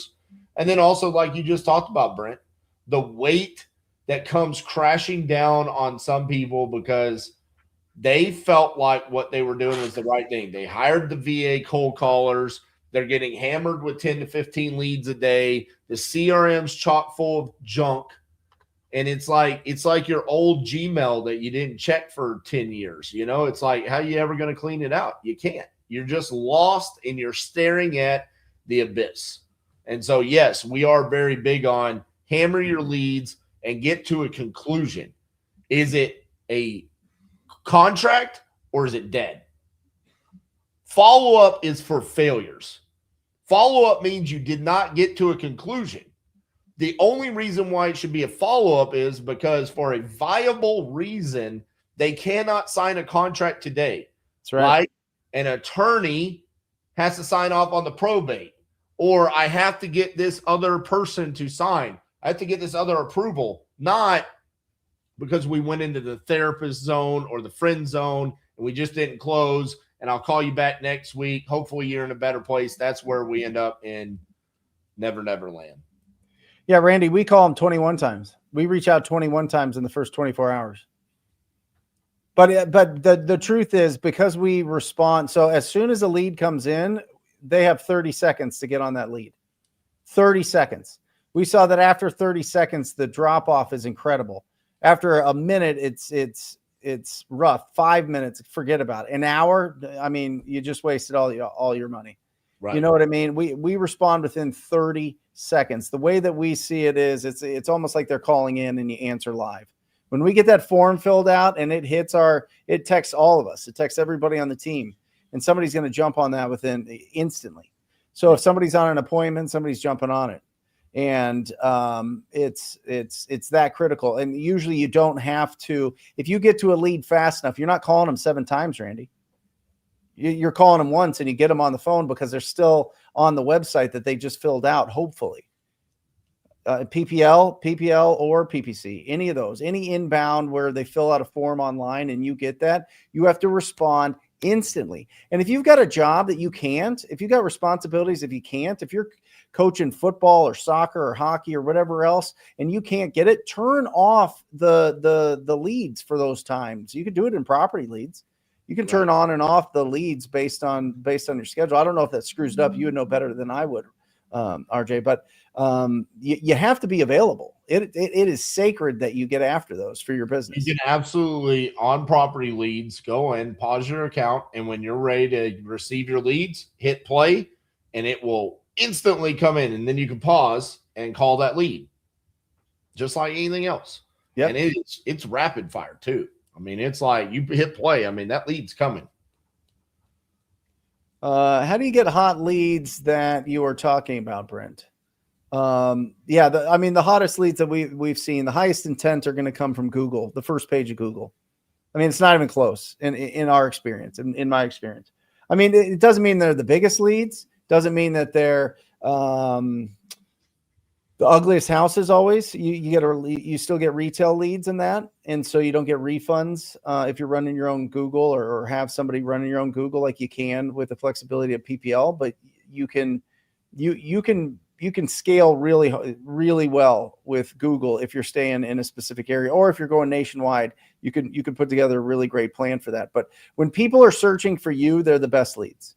Yes. Our average, and you're completely right, RJ. Follow up is for lose. We're either on the appointment that same day or the next day. People are making a decision with pay-per-click leads within 48 hours. Yep. And they're closing and they close within 28 days. That's our average. And so with the other form of leads, we saw that with direct mail, it was closer to 75 days to 90 days. With text messaging and cold calling, it was 90 to 120 days. And so nothing was like PPC. I mean, the best leads of all time are going to be referrals. Just people just dropping them in your lap that's not a lead though. Right. You know what I'm saying? That's not lead generation. That's just you doing business. But you know, the other thing, Mike, is remove the thought process that there's a different type of lead out there, right? I think you need to get to a point where you're treating a lead as it is what it is. Someone raised their hand and said that they want to sell their house.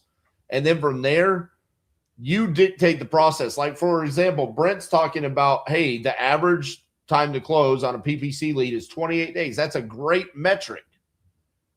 Except a metric is only as good as the reality of the seller's situation. Yeah. Right? Seller might need 90 days because they're 85 years old and they need that long to pack up their stuff. It might be a probate lead that needs more time and they just happen to click PPC. So it's like, there's nothing that is firm that it's like, this is the best way to do it. We are in the best time frame that we've ever been in this industry, where with PPL, with the PPC agencies like Brent has, you can just swipe your card and now leads come to you, and now you can be solely focused on doing your job as a wholesaler. So you ask later on, is it property leads? Is it TTP? Is it this or is it that? It's whatever you're willing to consistently do day in and day out. That's where you get the best hot leads.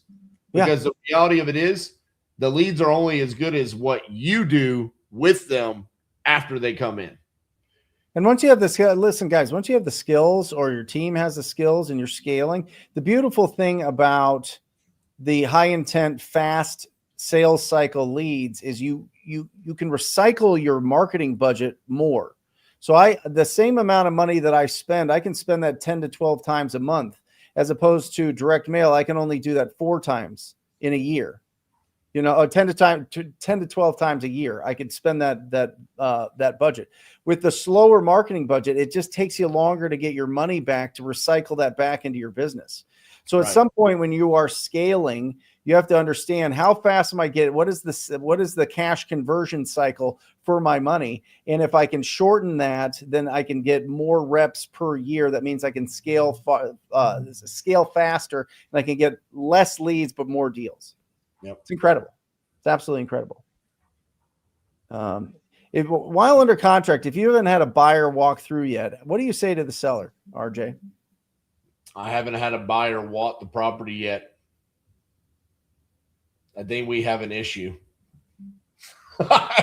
It could be price. If you haven't had a walkthrough yet on dispositions and you're truly doing dispositions correctly, then you probably need to reach out to a known buyer and be like, why are you not interested? What am I missing? Because you should understand the numbers. Like, I'm seeing that this is going to net you as an end buyer $40,000, $50,000. Why would you not be interested in this? You need to get that feedback from your end buyers, and that's what you take back to your seller. Now, if you aren't transparent with your seller, which I'm assuming because it's the majority that you weren't, so you're really concerned about, how do I update my seller on what's going on? You probably need to come clean. Like, this is where you got to come clean and say, listen, I have made a decision that I'm going to wholesale this property, and I'm going to do everything in my power to find you an end buyer that can come along, and I'm going to sign my equitable interest in this. But it's hard. And then the other thing is, if you have not generated this, I would put this in front of someone that is a JV dispo powerhouse in that market and ask them, one, will you work this? And if they won't, why? Because they'll probably give you the feedback that your end buyers are not giving you. That's right. And listen, Jungdo.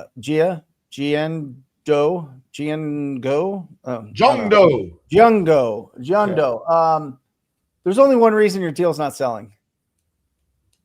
There's only one reason. It's the price. So either you're being too greedy or you locked it up too high. And so you need to have a conversation. And we go in.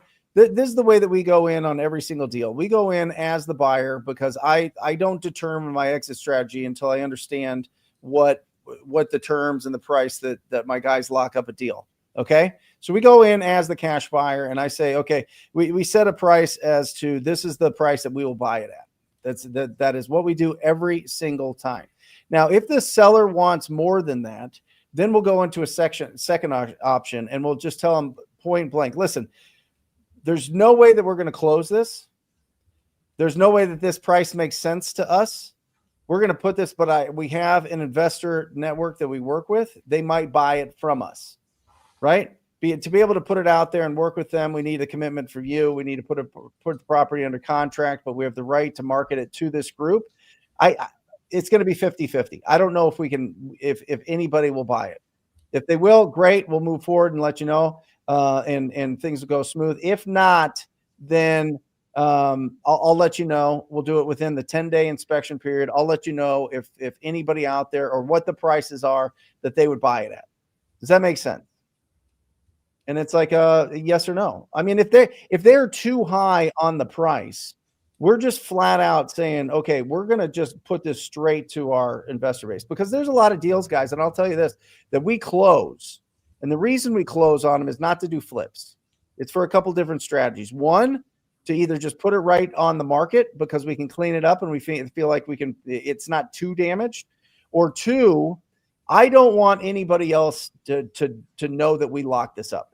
I don't, because there was 15 people bidding on this. We won the bid. Somebody's going to get mad. Somebody's going to get pissed off at us. Somebody's going to try to sour the deal with the seller. I don't want to deal with it. I want to close on the deal and get it done. Maybe the seller wants to get it done in 3 days, 7 days, and we're just going to close on it and move, and the numbers make sense. We're going to close on that.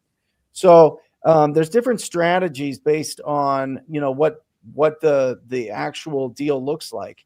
But if it's too high, if we know, hey, listen, we're not even in the ballpark to closing on this thing, we tell them. We tell them straight up. We tell them what we tell them. And remember, guys, if anybody's wondering how do I say this to the owner? It's in the purchase agreement. Your whole relationship. If RJ and I do a deal, any business deal, there's going to be paperwork. There's going to be a contract, and that's going to outline the relationship that we have. Guys, look at operating agreements with businesses. Look at the assignment agreements. Look at your purchase agreements. The purchase agreement is the end all be all. That's the thing that dictates what this relationship is. If you're not disclosing what you're going to do in the purchase agreement, they are going to get mad, and then you're going to get a lawsuit. So just make sure that what you're saying is backed up by what's written down. That's what RJ's saying. That's why there needs to be more transparency in the business, or they're just, I don't even think it's that, RJ. I don't think that people are like knowingly misleading. I think people don't have the confidence going and saying, hey, this is what I do to make money. Well, yeah, because the industry, at least for the past decade that I've been in it, has been saying, tell them that you're going to have contractors walk the house, and tell them that you are the end buyer and Partners. Yeah, partners. And it's everything but the truth. Right? Yep. I mean, saying the words wholesale is taboo. Saying, Brent, I think the best solution for you would be that we do a novation. Yeah. No, we need to say, Brent, I would like to protect your equity with my white gloves. Yep. It's like, why? Why did we make this up? Why didn't we just say what they could actually Google, which is novation, wholesale? Like, look that up. Yep. The real thing. It's been around forever. So yeah, I mean, it is where we are. We're going to fix it. I love it. Do you do real quick, because I've been obsessed with this lately. Business, what is it? Do you use business credit cards? Yes. And what do you use it for? Airline points. Yep. Are you talking about on the reward, or like, yeah, no, well, so and overhead, anything that basically we can use instead of using the cash, why not use it, get whatever points you can and reward yourself? That's it. I've got, so my disposition manager, Jeremy's always been gangster at this. And I just got over 200,000 in business credit at 0% for a year, right? That's how they start you off, and then you roll into the points. I'll tell you this, a couple different things. One, when you use it, I mean, you got to be really smart. You can't be an idiot. You got to be over 720 credit score to be able to get it. You know what I mean? But there's some workarounds that you can do. If you go to workingcapitalpros.com, you'll get direct with Jeremy. Absolutely incredible. And, but I put together a plan. I haven't paid for travel. I go first class every time. I haven't paid for travel or accommodations in 5 years because of credit card points. Love it. I haven't. I mean, all of the different lounges at the airports, all those things. But I just got over 200,000 in 0%. And you talk about the 70-30, the 70% of your income comes in your top 6 months. You know, what do you do to balance it out, and how do you make sure that you can continue to do everything? I think it's really smart if you have a plan for business credit, building business credit. And so, I was just curious to see what you used it for. Absolutely. Because all of the successful people I know, they don't pay for travel. They don't pay for accommodations. Tomorrow at 5:30 p.m., I'm going to the beautiful, glorious Minneapolis, Minnesota, with -10-degree temperatures, so I can watch my son playing the Lumberjack Cup. Yeah, same thing. Free American Airlines, first class. I mean, I don't pay for that. No, I mean, I took my entire team, $54,000 trip to Mexico, all inclusive, all first class, all paid for by the business rewards points. Yep. It's insane. It's absolutely insane. So guys, check that out. Workingcappros.com. RJ. Can I hammer one more just because I feel like it's been the theme of the show? Yep. Julissa Nunez comes in with, what do you tell the sellers at the appointment on how you're going to make your profit? I think that's my main thing. Julissa, first of all, why would you have to tell the seller how you're going to make profit? Like, I don't sit there and say, Brent, I am going to make profit off of this. It's, Brent, what I could do for you is I could agree that we could give you $70,000 for your house, And then I'm going to go find an actual end buyer investor. And what it's called is wholesaling. And I'm going to assign my equitable interest over to that end buyer. And then that's how I make my money. That's it. They don't care how much it is. They care about how much they are getting. And so that's how you explain it to them. It shouldn't get nitty gritty in the weeds. If you have questions about how to do that, go watch my live with Jerry Norton yesterday. Jerry did it fantastically. He's one of the best of all time in this industry because he does things so, if you've ever met him, he's one of the most genuine human beings you'll ever meet in your lifetime. He's just like, yeah, I'm just going to go find an end buyer and make a few bucks and we'll all move on. Yep. And they never question it. If you come across and you feel like you're saying something that you shouldn't be saying, they're going to sense that. But when you just say it like it's not that big of a deal, they'll not think it's a big deal. And by the way, they know you're going to make a profit. And if they don't want you to make a profit, they're not going to work with you. Right. They're not going to work with investors. They will literally tell you straight up, I don't want to work with an investor. I don't want to be lowballed, or I don't want them making all the money, or I don't want whatever. They're not going to work with you. They understand that you are a buyer. You really have to consider Ulissa, when you go, if you've ever turned in a car and when you got a new car and you're not getting full Kelley Blue Book value for this. Okay. But why do you do it? Because of speed and convenience. Now, could you go out and put brand new tires on it, clean up the engine, get the interior smelling great, detail it, make it look great, post it on the market, have strangers come over, test drive the car, make sure that they don't steal it, come back, negotiate with you, go back and forth and what you're going to sell it for and all those things and make more money? 100%. 100%. But why don't you? Why don't you? Why do you just turn in your car when you get a new car? Oh, yeah. Because you don't want to, you have a life. Right.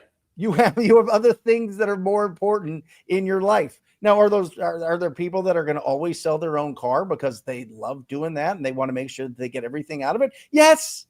Those people will never do business with you. That's the same thing with people in houses. Yes. But the people that we are working with are the people that, just like us, will turn in their car for speed and convenience. And they don't want to deal with all the drama of trying to sell it themselves. They just want to go, I just made the decision today. I don't have to worry about it. Go make whatever you want. Do you think I care what that dealership makes on my car when I turn it into them and I go into move on with my life? Never in my life have I tried to do the research on what that car sold for. Right? Never. So, I mean, just understand people do that with houses. It is so funny that you said that. I was like, I've never even contemplated selling my car before just trading it in. Right. Never even entered my mind. It was like, no, I'm driving it to the dealership and whatever they give me is what I'm accepting. And I'm driving away with my new car. I'm going to get my change out of it. I'm going to get my hoodie that's in the back and the kids, nonsense. Right. And I'm going to leave that thing. Yeah. I'm just telling you guys, that's the mentality that these property owners have. And so if you're getting in there and you're trying to, finesse this thing in any way, that's just not a long-term business strategy. Just remember this, and especially in real estate, everything times 0 is 0. So if you do the wrong things, it'll always catch up. It'll always catch up, and you're going to either pay, on the next deal, you're going to pay attorneys, you're going to pay somebody on a lawsuit, you're going to pay, you're going to get a bad reputation and lose out on deals, you're going to get bad reviews, you're going to get all those things. So everything times 0 is 0. Go do good business with a big heart and go find people that you can help out that want to trade in their house like they want to trade in a car. And I'm telling you, you will make an absolute fortune. Yeah. RJ, how can people find out about titanium? One, go subscribe to my YouTube channel. Yes. RJ Base Third. Literally every single day I release a video. We're now at like 710 straight days. Awesome. Thank you for making today's video for me easy. I got you, bro. I knew it. And then to find out more about Titanium University, titaniumu, the letter U.com. Man, I'm so excited for where we are as a industry, though, Brent. As much as we talked about some of the negatives today and how we need to overcome it, I'm seeing us head in a very positive direction. Most people don't understand this. The hard parts about wholesaling 5 to 10 years ago was lead generation. Yep. Lead generation is now no longer a problem. Now people fear regulations. Guys, regulations, all they're asking you to do is be transparent and tell the truth. That's it. So that's it. Lead generation has gotten super easy. Yep. We're weeding out the bad by telling them you can't do the crap that they've been trying to do for the past decade because it's going to go away. And so now it's going to be commonplace to just say, I'm a wholesaler. Here's how I help you. I just want you guys to understand where we're headed. In my opinion, Brent, I'd love for you to give final feedback on this. Yep. The regulations are going to make us the realtors of the bad houses. Yep. Yeah. Listen, guys, Batch did the study. They spent, I don't know, 80 grand on it. There was 90,000 people that this study came out, 90,000 wholesalers in 2021. You know where it's at now, RJ? 12,000. 12,000. 12,000. Are there still the same amount of ugly houses? Yes. Actually, there's more. There's more. There's more. Dude, people can't afford stuff. Yep. Right? They can't afford eggs, gas, their houses. It's becoming more and more like people are financially struggling. There's less people in our industry. And guess what? There's only going to be less and less. And I still get it, Brent. They're saying, I thought wholesaling was saturated. I'm like, brother, you have no idea what it was like in 2021. No idea. Awesome. RJ, you're the best. Love it, man. Appreciate you having me on here. All right, bud. That's our show today, guys. Remember, this channel is all about getting to consistent 6-figure a month in your business. Make sure that you're subscribed if you're not subscribed. And remember this, keep your house clean, protect your health, and increase your value to the world. You'll live a fantastic life, in my opinion. I'll see you next week. Love you guys.